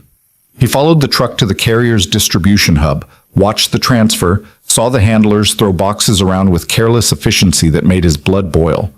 He documented everything. Then he followed the boxes to the final delivery at a North Point store in the suburbs. When the truck arrived at 4 p.m., he helped unload. Out of 50 boxes, 7 showed visible damage. None of that damage existed when the shipment left Cross Technologies. Evan compiled his evidence, photos, timestamps, witness statements from truck drivers who admitted the carriers were understaffed and overworked. He sent everything to Madeline with a simple message. It's not us. Thursday morning, Madeline called an emergency meeting with North Point's executives. Evan presented his findings in a conference room that felt like a courtroom. The North Point people listened with skeptical expressions, but the evidence was irrefutable. Their own carriers were destroying goods, then blaming Cross Technologies. The head of North Point procurement, a sharp-eyed woman named Catherine Wells, studied Evan's documentation for a long time. "This is embarrassing," she said finally. "We've been blaming you for our own vendors' incompetence." "The important thing is we identified the problem," Madeline said smoothly. "Now we can work together to fix it." Catherine nodded slowly. "We'll terminate our relationship with these carriers immediately and find better partners. As for Cross Technologies," she looked at Madeline, "the contract stands. I'm sorry for the accusations." Relief washed over Evan so completely he nearly laughed. After the North Point executives left, Madeline turned to him. "Well done, Mr. Cole. That was impressive investigative work."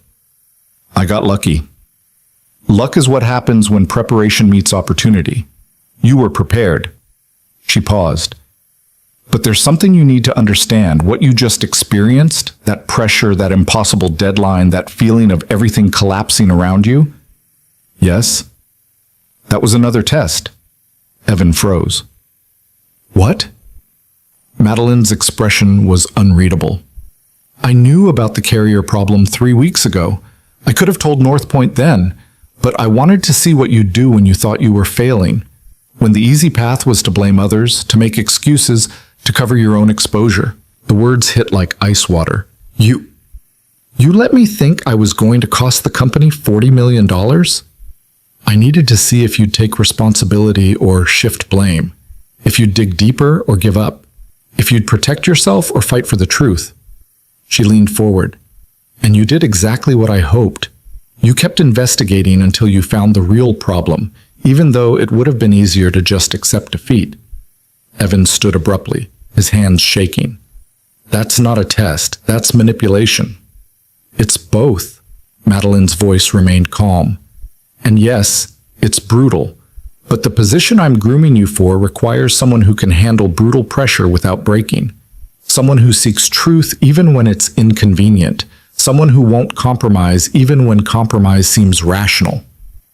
"What position?" Evan's voice was barely controlled. "You keep testing me, pushing me, but you won't tell me what this is actually about." For the first time since he'd met her, Madeline's expression softened slightly. "The board wants me to retire in 3 years.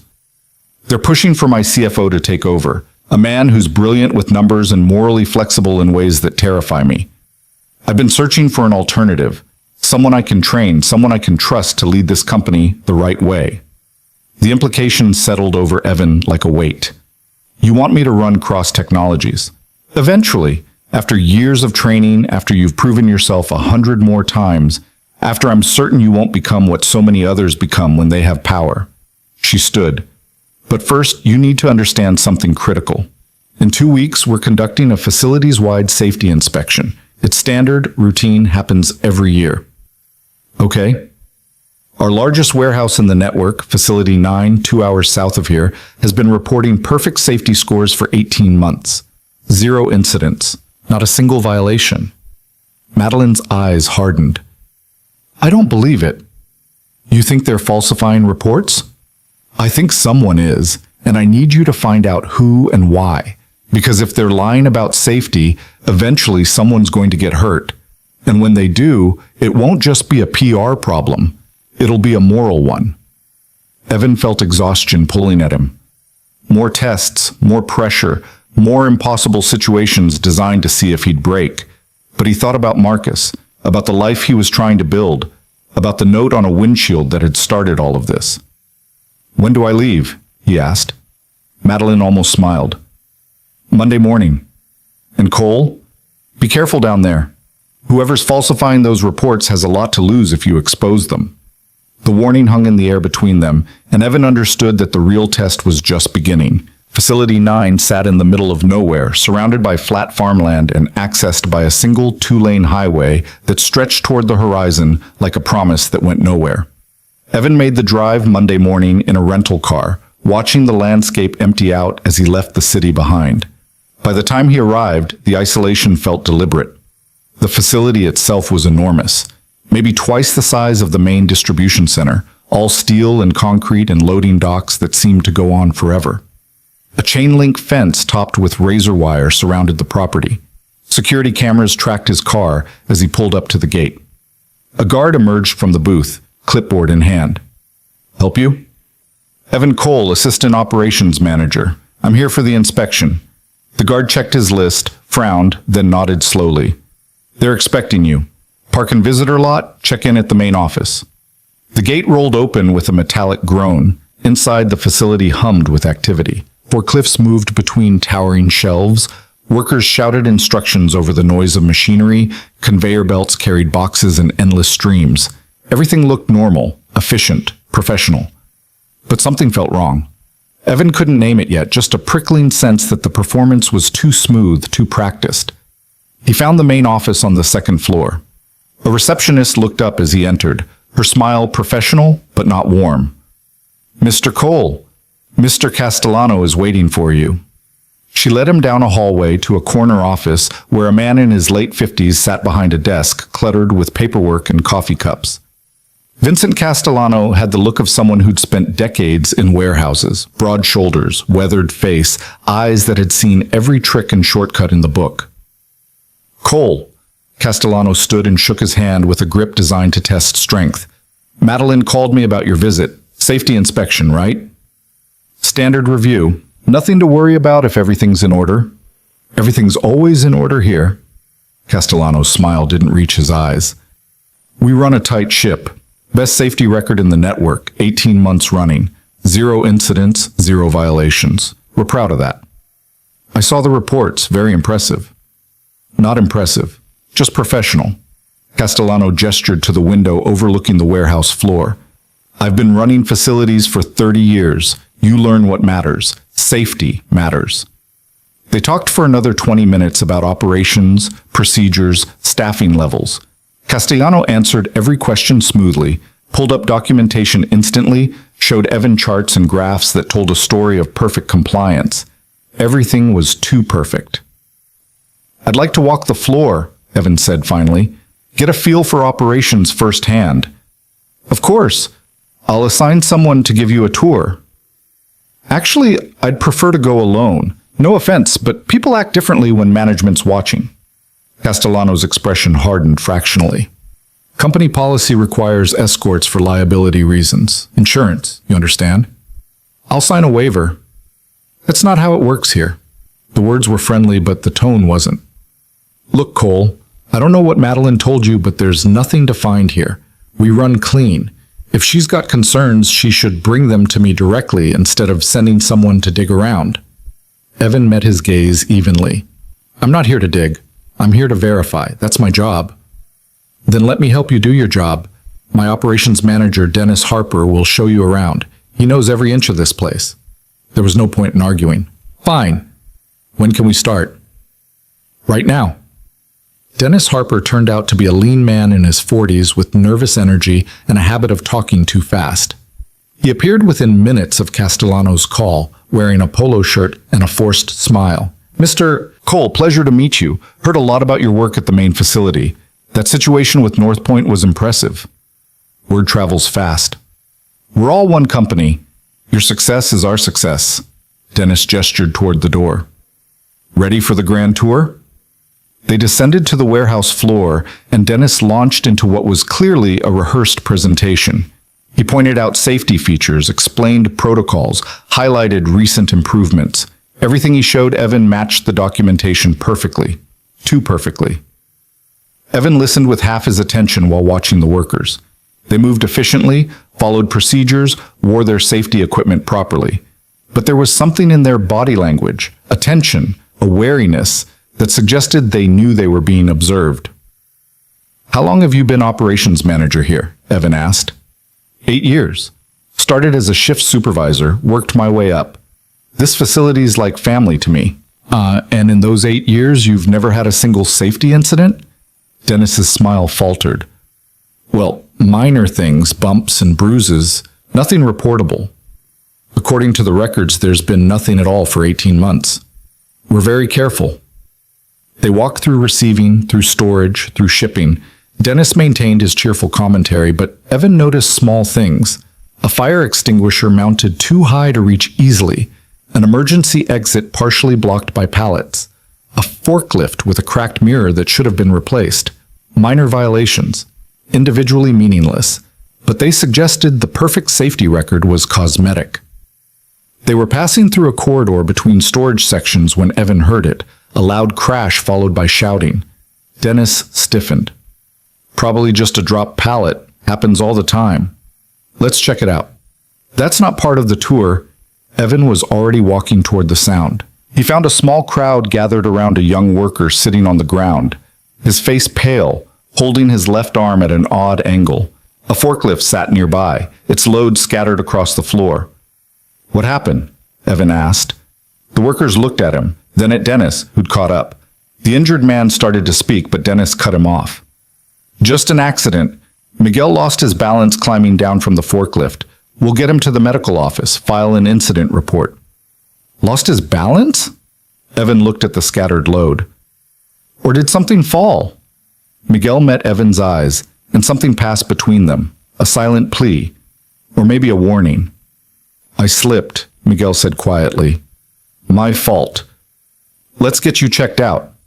Dennis helped Miguel to his feet with careful hands, his expression concerned but somehow practiced.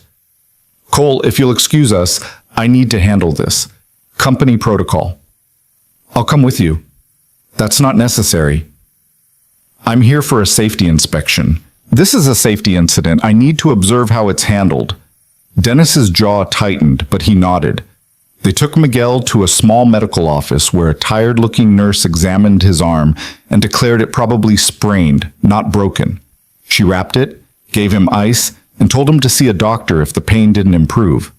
The whole time, Dennis stood nearby with a clipboard, taking notes, asking Miguel questions about exactly what happened. Miguel stuck to his story. He'd slipped, lost his balance. It was his own carelessness. But when Dennis stepped out to make a phone call, Miguel caught Evan's attention. You're from corporate? He whispered. Something like that. Then you should know. He glanced at the door. Things aren't what they look like here. What do you mean? I can't say more, but be careful. Ask too many questions and bad things happen. Before Evan could respond, Dennis returned and Miguel went silent. The rest of the tour was uneventful. Dennis showed Evan the remaining sections, pointed out safety features, maintained his professional demeanor. But the earlier ease was gone, replaced by something watchful. When they finished, Dennis walked Evan back to the administrative offices. I hope you got what you needed, Dennis said. Like I said, we run a clean operation. I'll need to review some documentation, incident reports from the past 2 years, maintenance logs, training records. Of course, I'll have everything sent to your hotel. Actually, I'd prefer to review them here, and I'll need access to the floor tomorrow without an escort. Company policy allows for unannounced spot checks. Dennis's smile was tight. I'll need to clear that with Mr. Castellano. You do that. Evan checked into a motel 10 miles from the facility, a sad little place with cigarette burns on the furniture and walls so thin he could hear his neighbors arguing. He ordered takeout and spread the documentation Dennis had provided across the bed. The records told the same story as before. Perfect compliance, 0 incidents, exemplary safety culture. But Evan had been doing this long enough to recognize the pattern. The reports were too consistent, too clean, too free of the small problems that plagued every warehouse operation. Someone was lying. His phone rang. Madeline. How's the inspection going? Something's wrong here. The numbers are too good. The people are too careful. It feels staged. Any evidence? Not yet, just instinct. Instinct isn't enough. I need proof before we can take action against Castellano. He's been with the company for 28 years, has powerful allies on the board. If you accuse him without evidence, he'll bury you. What do you suggest? Find someone willing to talk. There's always someone. Madeline paused. But be smart about it, Cole. Castellano's not stupid. He knows why you're really there. After she hung up, Evan sat in the depressing motel room and thought about Miguel's warning. Bad things happen. What did that mean? Were workers being threatened, fired for reporting incidents? He needed to talk to Miguel privately, away from the facility and Castellano's eyes. The next morning, Evan arrived early and waited in the parking lot. Workers streamed in for the morning shift, and he spotted Miguel among them, his arms still wrapped, moving carefully. Miguel, Evan called, approaching. Can I talk to you for a minute? Miguel looked around nervously. I'm going to be late for my shift. This won't take long. Yesterday you said things aren't what they look like. What did you mean? I shouldn't have said that. I was in pain, not thinking clearly. I'm not here to cause problems for you. I'm here because someone at corporate thinks this facility is hiding something. If that's true, if people are getting hurt and it's being covered up, I need to know. Miguel stared at him for a long moment, weighing something internal. Then he glanced around again and lowered his voice. There's a guy who used to work here, Roberto Silva. He got injured bad about a year ago, filed a complaint, and suddenly he was gone. Fired for performance issues, they said. But everyone knew it was because he talked. Where can I find him? There's a bar in town, Murphy's. He hangs out there most nights. But I'm telling you, he won't talk. Not after what they did to him. Let me worry about that. Thank you, Miguel. Don't use my name, please. I've got kids. The fear in his voice was real, and Evan felt something cold settle in his chest. What kind of operation inspired that level of fear?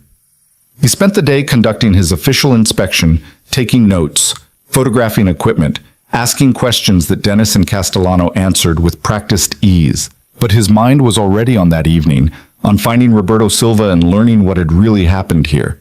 Murphy's turned out to be a dim, wood-paneled establishment that smelled of beer and fried food. A handful of locals occupied the bar, watching a baseball game on a television mounted in the corner. Evan scanned the room and spotted a man sitting alone in a booth, nursing a drink with the dedication of someone trying to forget something. Evan approached carefully. Roberto Silva? The man looked up with bloodshot eyes. He was maybe 40, with the worn look of someone who'd been broken down and hadn't quite rebuilt. Who's asking? My name's Evan Cole.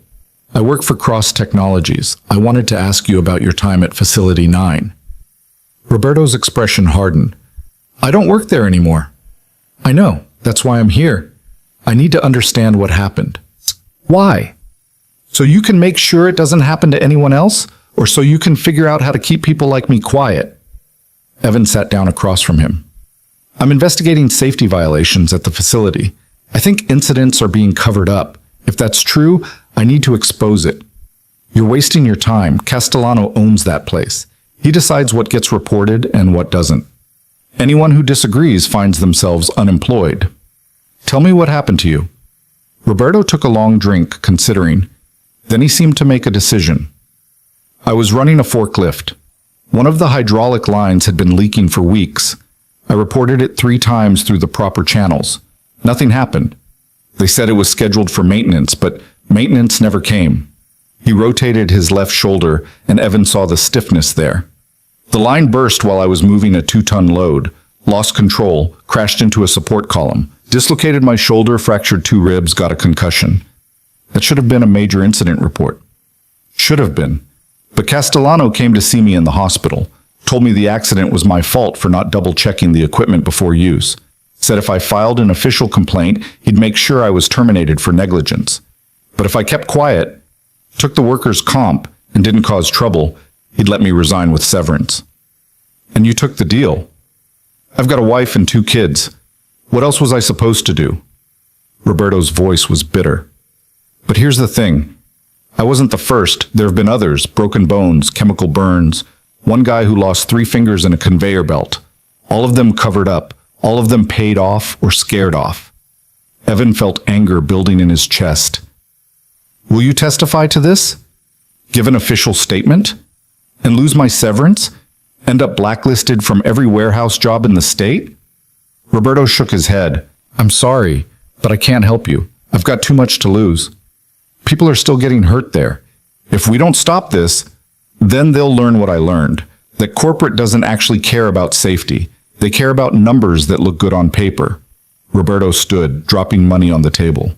You want to be a hero? Fine. But don't ask me to be your martyr. He left Evan sitting alone in the booth, the weight of the situation pressing down like a physical thing. The next morning, Evan requested a meeting with Castellano. They sat in his office, the warehouse visible through the windows behind him, and Evan laid out what he'd found. Not Roberto's testimony, he wouldn't betray that confidence, but the inconsistencies in the reports, the minor violations he'd observed, the fear he'd sensed in the workers. Castellano listened with an expression that never changed. Let me be clear about something, Cole, he said when Evan finished. I've been running warehouses since before you were born. I know how to keep workers safe. If there are minor issues, a blocked exit, a cracked mirror, those get fixed in routine maintenance. They don't constitute a pattern of negligence. What about unreported injuries? What injuries? Show me documentation, show me complaints, show me anything except hearsay and your gut feeling. Workers are afraid to come forward, or there's nothing to come forward about. Castellano leaned back in his chair. I think I know what this is really about. Madeline's testing you again, seeing if you'll manufacture a crisis to prove your worth. Well, here's some advice. Don't. There's no conspiracy here. Just a well-run facility that you're trying to tear down to make yourself look good. That's not what I'm doing. No? Then where's your evidence? Where are your witnesses? Where's anything except suspicion? Castellano's smile was cold. You've got nothing, Cole. And Madeline's going to be very disappointed when you report that Facility 9 is exactly what it appears to be. Perfect. The meeting ended, and Evan walked back to his car feeling the walls closing in. Castellano was right about one thing. He had no hard evidence. Just a former employee who wouldn't testify, a current employee too scared to speak, and his own instincts. But those instincts were screaming. He called Madeline from the parking lot. I need more time. There's something here, but everyone's too afraid to talk. You have 2 days, Cole. The inspection ends Friday. If you don't have evidence by then, I have to accept Castellano's reports as accurate. 2 days isn't enough. It's what you've got. Make it work. She hung up. Evan sat in his car staring at the facility and felt the familiar pressure building. This was another test. Another impossible situation designed to see if he'd compromise or quit or find some third option that didn't exist. Then he thought about something Madeline had said weeks ago. The hard thing and the right thing are usually the same thing. What was the right thing here? Exposing Castellano required evidence. Evidence required witnesses. Witnesses required protection he couldn't offer. It was a circle with no exit, unless he created one. That afternoon, Evan requested access to the facility's security camera footage for the past year. Dennis, looking uncomfortable, said he'd need Castellano's approval. Then get it. An hour later, he received an email, access denied. The footage was proprietary and contained trade secrets. Only facility management could authorize its release, and Castellano had declined. Evan wasn't surprised, but he'd expected the refusal, counted on it. He spent the evening reviewing every document he'd been given, looking for patterns, for gaps, for anything that didn't align, and he found it in the maintenance logs. Minor repairs that should have been completed weren't. Equipment that should have been replaced was still in service. The logs showed perfect compliance, but the dates didn't match up with the work orders. Someone had been backdating records.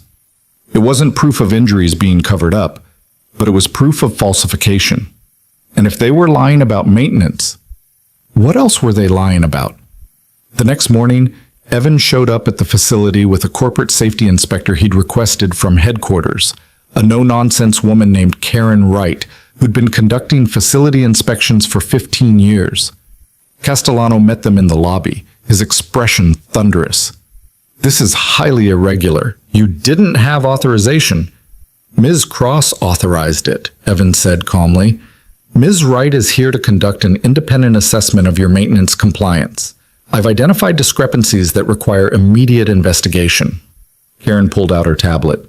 "Mr. Castellano, I'll need access to all equipment, all maintenance logs, and interviews with your maintenance staff. This is a mandatory inspection under corporate safety protocol.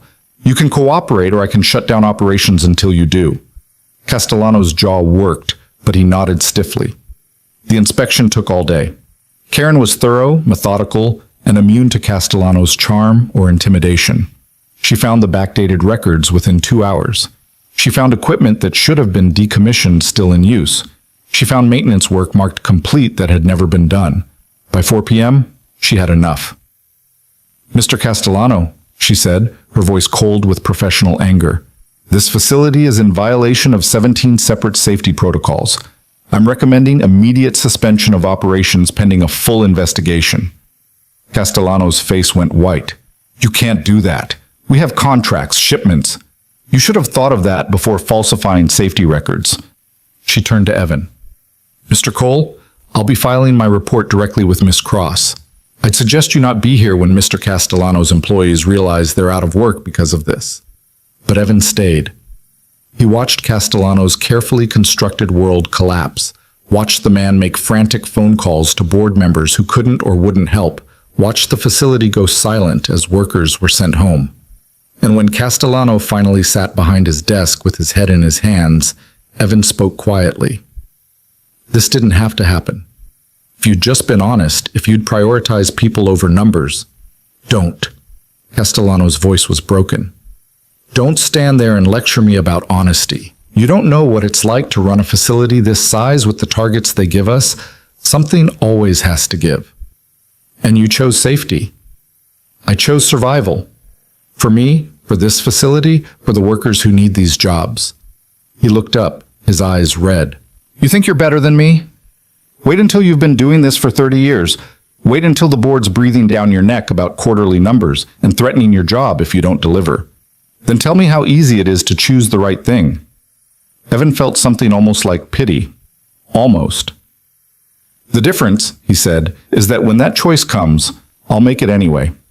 He walked out of Facility 9 for the last time as the sun was setting. Behind him, the warehouse stood silent, shut down, its perfect safety record revealed as the lie it always was. His phone rang. "Madeline. I got Karen's report. Well done. Castellano's finished." "Yes. The board's already discussing his termination and potential legal action." She paused. "How do you feel?" Evan thought about Roberto Silva, about Miguel's fear, about all the workers who'd been hurt and silenced. "Like I should have moved faster." "You moved as fast as you could, and you did it the right way, with evidence, with process, with integrity intact." Her voice softened slightly. "That matters, Cole. It matters more than you know. What happens now? Now you come home. We'll discuss your next assignment. And Cole?" "Yes?" "You passed." The word should have brought relief. Instead, Evan just felt tired. He drove back to the city through the darkness, thinking about Castellano's words. Would he become that man someday? Someone so ground down by pressure that compromise seemed like the only option? He didn't know. But he knew that the tests weren't over. Madeline had said it herself. She was grooming him for something bigger. Each test had been harder than the last. Each choice more difficult. And eventually, he'd face a choice that would define everything. He just hoped that when it came, he'd still remember the man who'd left a note on a windshield in an empty parking lot. The man who chose right over easy, truth over convenience, character over survival. That man seemed very far away now. But Evan held on to him anyway, because letting go meant becoming someone he didn't want Marcus to know. 3 years passed like pages turning in a book Evan never expected to read. The weeks after Facility 9 became months of restructuring, of implementing new oversight protocols, of building systems designed to prevent another Castellano from gaming the numbers. Evan worked alongside Madeline, learning not just operations but strategy, not just management but leadership. His salary climbed to territory he'd once thought impossible. Marcus started middle school. They moved to a better neighborhood, a real house with a yard where his son could play, and the tests kept coming. Some were obvious, crisis situations where Evan had to choose between profit and principle, between protecting the company and protecting workers. Others were subtle, woven into daily operations so carefully he only recognized them in retrospect. Madeline watched everything, said little, and kept her own counsel about what she saw.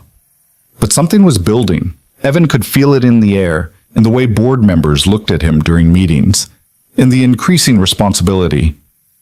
Madeline delegated. The CFO she'd mentioned, Richard Vance, had begun positioning himself more aggressively, making public statements about the company's future, cultivating relationships with major shareholders. The succession battle was beginning, even if no one said it aloud. One Thursday in November, Madeline called Evan to her office. He found her standing at her windows as always, but something in her posture suggested weariness. "Close the door," she said without turning. He did, and waited. "The board met yesterday," she said finally. "They want me to announce a retirement timeline. 18 months.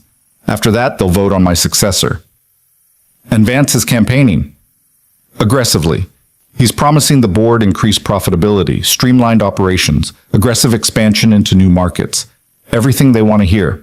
"What are you promising?" "Nothing, because I'm not the one who'll be leading this company." She turned to face him. "You are." The words hung between them, too large for the room. "Madeline, I'm recommending you to the board as my successor. It's time to make this official. No more tests, no more probation. Either they approve you or they don't." Evan felt something close to panic. "I've only been here 3 years. Vance has been with the company for 15. The board will do what's best for Cross Technologies, and you're what's best." She moved to her desk, pulled out a thick folder. "This contains everything you'll need: financial projections, strategic plans, my personal notes on every board member and how to work with them. You have 6 weeks to prepare your presentation. Then you'll stand in front of 12 people and convince them that a former grocery store worker should run a multi-billion-dollar company." "Why not just tell them yourself?" "Because I'm biased. They know I've been grooming you, that I see something in you I don't see in Vance, but they also see the numbers. Vance has delivered consistent returns. You've delivered integrity and process improvements, which are harder to quantify on a balance sheet." She paused. "You need to show them that integrity isn't a luxury. It's what will keep this company alive when the next crisis comes." "And if I fail?" "Then Vance becomes CEO, and everything I built slowly transforms into something else. Something profitable, probably, but not something I'd be proud of." Her pale eyes found his. "This is the real test, Cole. Everything else was preparation. This moment, this choice, determines who you become." Evan took the folder with hands that wanted to shake. The weight of it felt like the weight of the future. That night, he sat at his kitchen table while Marcus did homework nearby and opened the folder. Inside were hundreds of pages: financial statements, market analyses, competitive assessments, notes in Madeline's precise handwriting about board dynamics and corporate politics. It was a masterclass in running Cross Technologies, distilled into paper. "Dad?" Marcus looked up from his math problems. "You okay? You look stressed." Evan managed a smile. "Big presentation coming up. Career-defining stuff." "You'll do great. You always do." The confidence in his son's voice was absolute, unearned, beautiful. Marcus was 12 now, growing into someone Evan barely recognized, taller, more thoughtful, with Sarah's eyes and expressions that sometimes stopped Evan's heart. He'd become a kid who did his homework without being asked, who helped neighbors carry groceries, who stood up for other kids at school. "Marcus," Evan said slowly, "if I asked you what kind of person you want to be when you grow up, what would you say?" Marcus considered this with the seriousness he brought to important questions. "Someone who helps people. Someone who does the right thing even when it's hard." He paused. "Like you." "I'm not always sure I do the right thing." "But you try. That's what matters, right?" Out of the mouths of children, Evan thought. He reached across the table and ruffled his son's hair, earning a good-natured complaint. "Yeah, buddy, that's what matters." The next 6 weeks consumed Evan completely. He worked 18-hour days studying every aspect of Cross Technologies' operations, building financial models, developing strategic plans that balance growth with sustainability. He met with department heads, interviewed workers, visited facilities across the network. He wanted to understand not just the numbers, but the people, the human infrastructure that made everything work. And everywhere he went, he heard stories. Workers who'd benefited from the retention programs he'd helped implement, supervisors who'd adopted his safety-first approach, families whose lives had improved because Cross Technologies had chosen to invest in people rather than treat them as disposable. The changes hadn't been cheap. Short-term profits had taken a hit. But turnover was down, productivity was up, and the company's reputation had improved significantly. Major clients specifically cited Cross Technologies' worker treatment as a reason for contract renewals. Evan compiled it all into a presentation that told a story. Integrity wasn't just morally correct, it was economically smart. Long-term stability required short-term investment in people. The companies that survived weren't the ones that squeezed every penny from their workers. They were the ones that built cultures worth preserving. 2 days before the board meeting, Vance invited Evan to lunch. They met at an expensive restaurant downtown, the kind of place where the menu had no prices and the wine list required a sommelier. Vance was in his 50s, handsome in a silver fox way, wearing a suit that probably cost more than Evan's first car. "Cole," Vance said warmly, shaking his hand, "I've been wanting to sit down with you. We're competitors, but we don't have to be enemies." They ordered, exchanged pleasantries, and then Vance got to his point. "You know the board's going to choose me," he said, not unkindly. "Nothing personal, you've done impressive work. But I have experience, relationships, a track record of increasing shareholder value. That's what boards care about." Madeline thinks differently. Madeline's brilliant, but she's also sentimental. She wants to believe that a company can be run on principles instead of profits. The real world doesn't work that way. Vance leaned back. "Here's what I'm offering. When I become CEO, I want you as my COO, Chief Operating Officer. You'd oversee all facilities, all logistics, everything you're already doing, but with more authority and a significant raise, you'd be my second in command. In exchange for what? Your endorsement. Tell the board you think I'm the right choice. Back me publicly. That would go a long way toward making this transition smooth." Evan studied the man across from him. Vance wasn't cruel or stupid. He was pragmatic, calculating, the kind of executive who'd run 100 successful companies. Under his leadership, Cross Technologies would probably thrive financially. But Evan thought about Roberto Silva in that bar, about Miguel's fear, about Castellano's justifications, about all the small compromises that seemed reasonable until you looked back and didn't recognize yourself. "I appreciate the offer," Evan said carefully, "but I'm going to present my own vision to the board and let them decide." Vance's expression hardened slightly. "You're making a mistake. Even if by some miracle they choose you, you'll have made an enemy of the person who'll probably end up as your boss anyway." "Maybe, but I'd rather lose with integrity than win with compromise." "That's exactly the kind of naive idealism that'll get you crushed in this business." Vance signaled for the check. "When you change your mind, and you will, the offer stands, for now." They parted without warmth, and Evan spent the drive back to the office wondering if Vance was right. Was integrity really viable at the highest levels of business, or was it a luxury afforded only to people who didn't have to make the hard choices? The question haunted him right up until the morning of the board meeting. He arrived early, wearing the best suit he owned, still not as expensive as Vance's, but respectable. Madeline met him outside the conference room, her expression unreadable. "Ready?" she asked. "No, but I'm going in anyway." "Good answer." She placed a hand briefly on his shoulder. "Whatever happens, I want you to know. You've already exceeded every expectation I had. You've become exactly who I hoped you'd be. Even if the board doesn't choose me, especially then, because it'll mean you chose principle over advancement. Not many people would." The boardroom was intimidating. A massive table surrounded by leather chairs, walls lined with portraits of previous company leaders, windows overlooking the city from the 20th floor. 12 board members filed in, taking their seats. Vance sat at one end, confident and relaxed. Evan sat at the other, trying not to let his nerves show. The chairman, an elderly man named Harrison who'd been on the board for 30 years, called the meeting to order. We're here to discuss succession planning for the CEO position. Ms. Cross has indicated her intention to retire in 18 months. She's recommended Evan Cole as her successor. We've also received interest from Richard Vance, our current CFO. Both candidates will present their visions for the company's future. Mr. Vance, you'll go first. Vance's presentation was masterful. He outlined aggressive growth strategies, international expansion opportunities, technological investments that would reduce labor costs by 20%. He showed financial projections that had revenue doubling in 5 years. He spoke confidently about shareholder value, market share, competitive positioning. The board members nodded along, asked engaged questions, looked impressed. When he finished, Harrison turned to Evan. Mr. Cole, your turn. Evan stood and walked to the front of the room. He'd prepared slides, had data ready, but looking at the faces around the table, wealthy, powerful people who'd spent decades in boardrooms like this, he made a decision. He closed his laptop.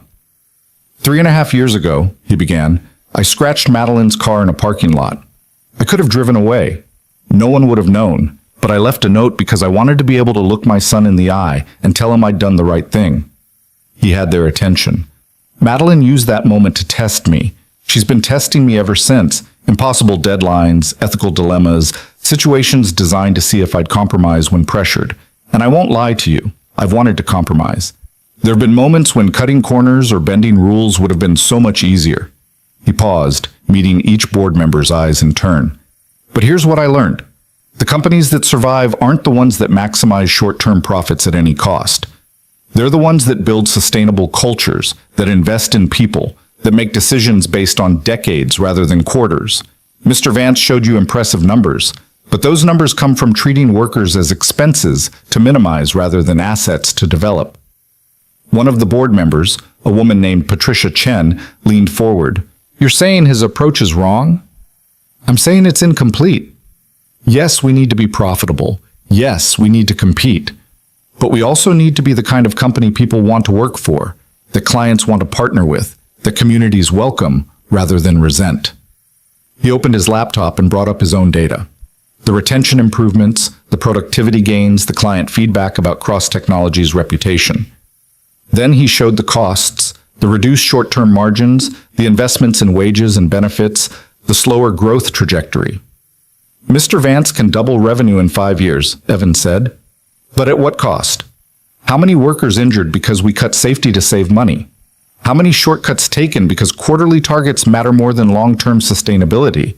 How many Castellanos will we create by pushing people beyond their breaking point? Vance stood abruptly. That's a gross mischaracterization of my approach. Is it? Your expansion plan calls for reducing our labor costs by 20%. That means layoffs, or wage cuts, or both. Your efficiency improvements mean pushing fewer workers to do more with less.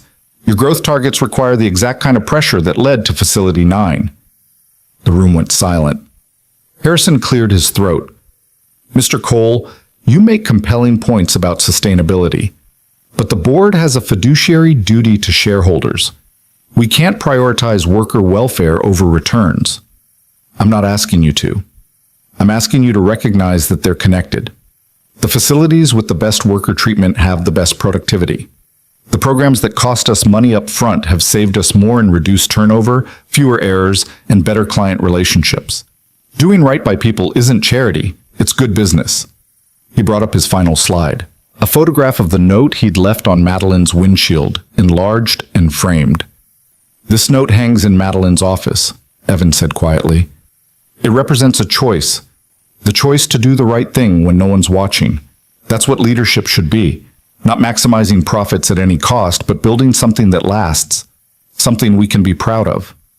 He closed the laptop and returned to his seat. The silence that followed felt like judgment. Harrison looked around the table. Questions for either candidate? The questions came for an hour. Some hostile, some curious, all probing. Evan answered honestly, admitting where he lacked experience, acknowledging the risks in his approach. Vance answered smoothly, pivoting weaknesses into strengths, making everything sound not just possible, but inevitable. Finally, Harrison called for a vote. All those in favor of Richard Vance as Madeline's successor? 6 hands row. Half the board. Evan felt his stomach drop. All those in favor of Evan Cole? 5 hands rose. Patricia Chen, 2 others, Madeline, and Harrison himself. A tie. Harrison frowned. We have 1 abstention. Margaret, you didn't vote. Margaret Foster, a sharp-eyed woman in her 60s who'd been silent throughout, leaned back in her chair. Because I'm not convinced either approach is complete.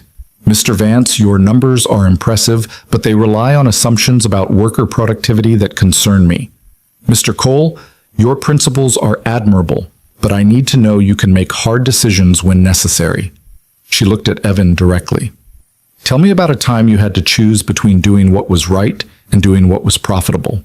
And be honest, did you ever choose profit? Evan thought about the past 3 years, about all the tests, all the pressure, all the moments when compromise had beckoned. Yes, he said, once. The admission rippled through the room.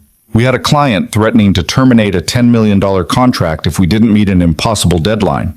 The only way to do it was to run our workers 12-hour shifts for 2 weeks straight, bypassing the safety protocols I'd implemented. I approved it. And what happened? Margaret asked. We met the deadline, kept the client. No one got hurt. We were lucky. But afterward, I couldn't sleep. Because I'd compromised the one thing I'd built my reputation on. I'd chosen profit over principle, and it ate at me until I went back to that client and told them the truth. Which was that if they ever asked us to compromise safety again, we'd walk away from the contract. That some money isn't worth making. Evan's voice was steady. They respected that. In fact, they increased their contract because they said most companies would have just kept lying. They wanted to work with someone who'd tell them the truth, even when it cost something. Margaret considered this for a long moment. Then she raised her hand.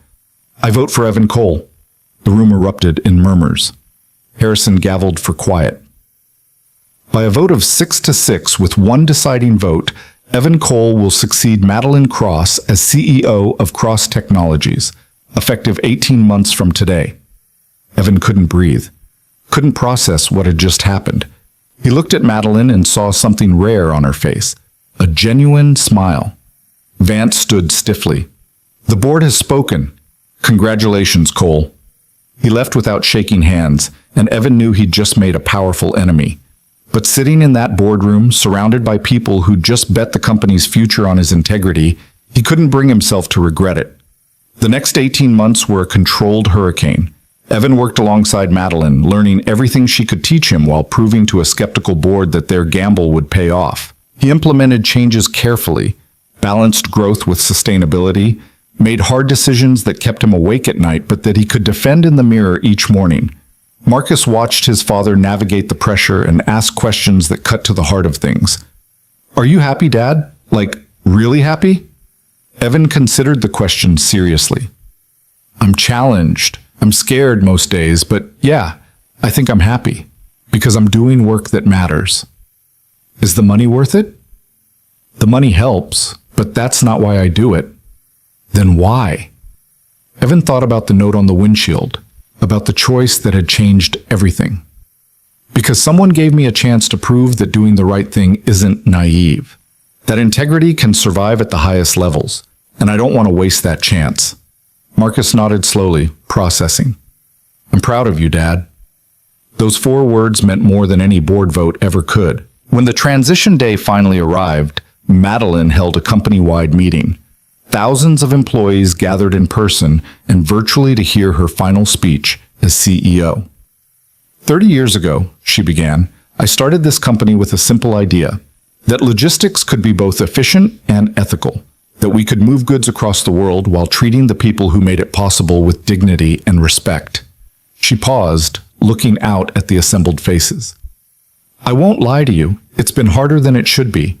There have been times when choosing principles over profits cost us contracts, cost us money, cost us opportunities. But those choices also built something more valuable than market share. They built trust. She gestured to Evan, who stood beside her on the stage. 3 years ago, I met a man who scratched my car and left a note. A small moment, a choice that should have meant nothing, but it told me everything I needed to know about who he was, and every test I've put him through since has confirmed that initial judgment. Madeline turned to face him directly. Evan Cole will be CEO because he understands that a company is only as good as the choices it makes when no one's watching. Because he's proven that integrity isn't weakness, it's strength. Because he'll protect what we've built while taking it further than I ever could. She extended her hand. Evan shook it, and the room erupted in applause. Afterward, in her office for the last time, Madeline handed him a small frame. Inside was the note he'd written on that crumpled receipt 3.5 years ago. "This is yours now," she said. "Put it somewhere you'll see it every day, because there will be days when the pressure feels unbearable, when compromise seems reasonable, when you'll wonder if holding on to integrity is worth the cost. And then? And then you'll look at this note and remember the man you were in that parking lot, the man who chose right over easy. That's the man this company needs. That's the man your son needs." Her pale eyes held his. "Don't lose him, Cole, no matter what." "I won't. I believe you."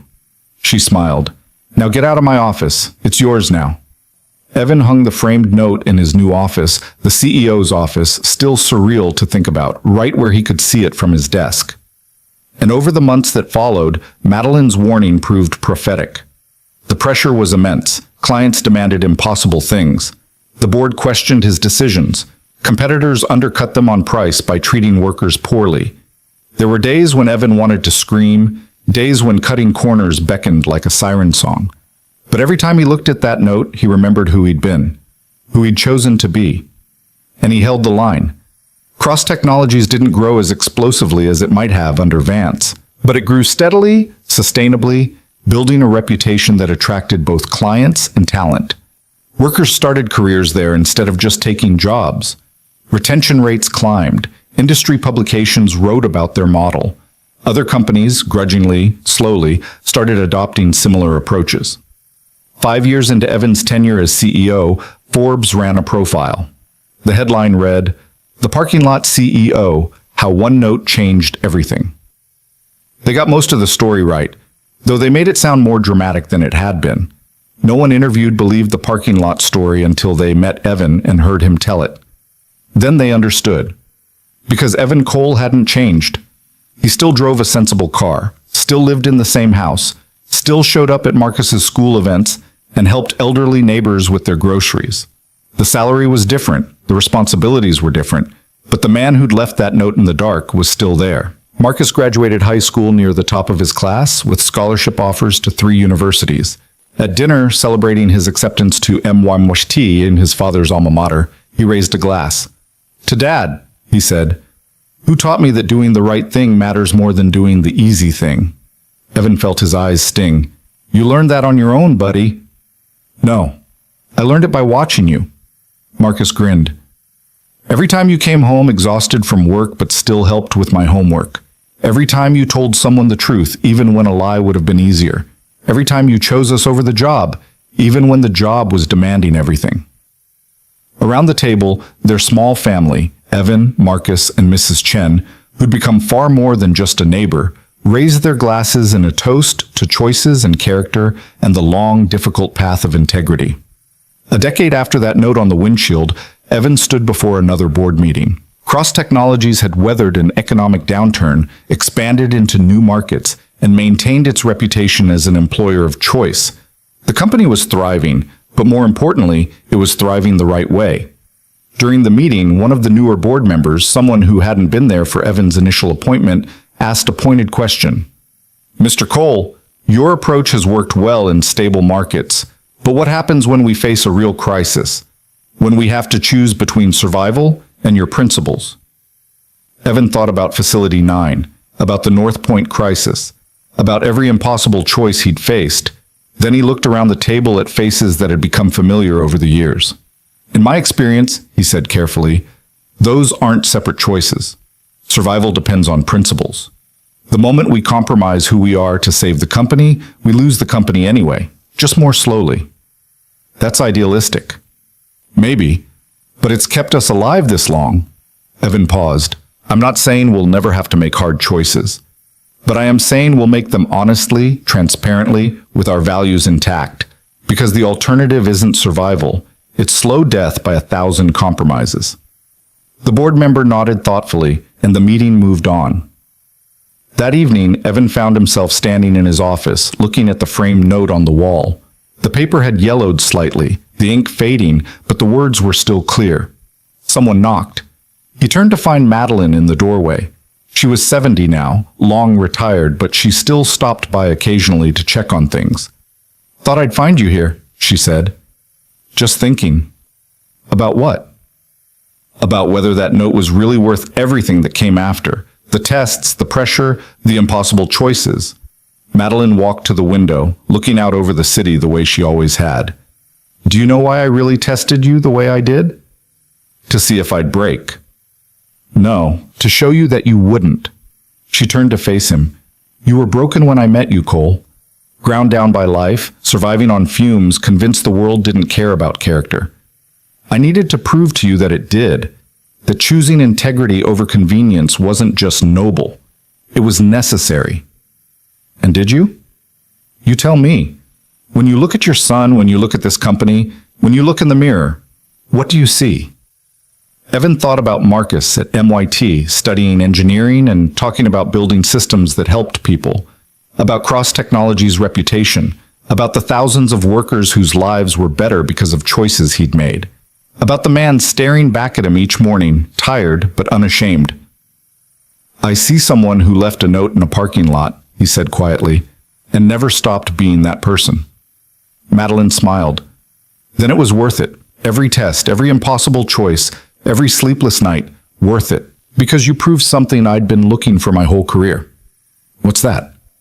"That integrity isn't just for the small moments. It scales. It survives pressure. It can change not just one life, but thousands." She walked to the door, then paused. "Keep that note on your wall, Cole. Keep showing people that character matters more than convenience, because that's the real legacy. Not what we build, but how we build it." After she left, Evan sat alone in the CEO's office of a company that employed 15,000 people and generated billions in annual revenue. The journey from that parking lot seemed impossible. The distance between who he'd been and who he'd become almost incomprehensible. But the thread was clear.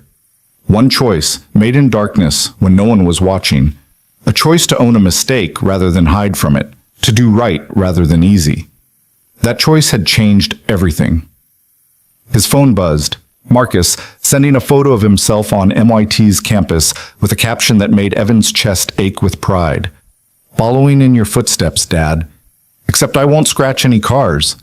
Evan laughed and sent back, "Smart kid. Love you, buddy." He stood and walked to the framed note one more time, reading his own handwriting from a lifetime ago. The words were simple. The impact had been profound. And somewhere in the city below, in parking lots and warehouses and offices, other people were facing their own small choices in the dark. Decisions that seemed meaningless but might change everything. Moments when character would be tested and futures would be written. Evan hoped they'd choose well. He hoped they'd understand that lives weren't changed by grand gestures or perfect circumstances, but by ordinary people choosing right over easy, truth over convenience, integrity over comfort. One note at a time. One choice at a time. One honest moment that might mean nothing, or might mean everything. The framed paper caught the light from his desk lamp, and Evan smiled. Then he turned off the lights, locked his office, and went home to the life he'd built. Not with wealth or power or status, but with character that had held steady when everything else was falling apart. It was enough. It was more than enough. It was everything.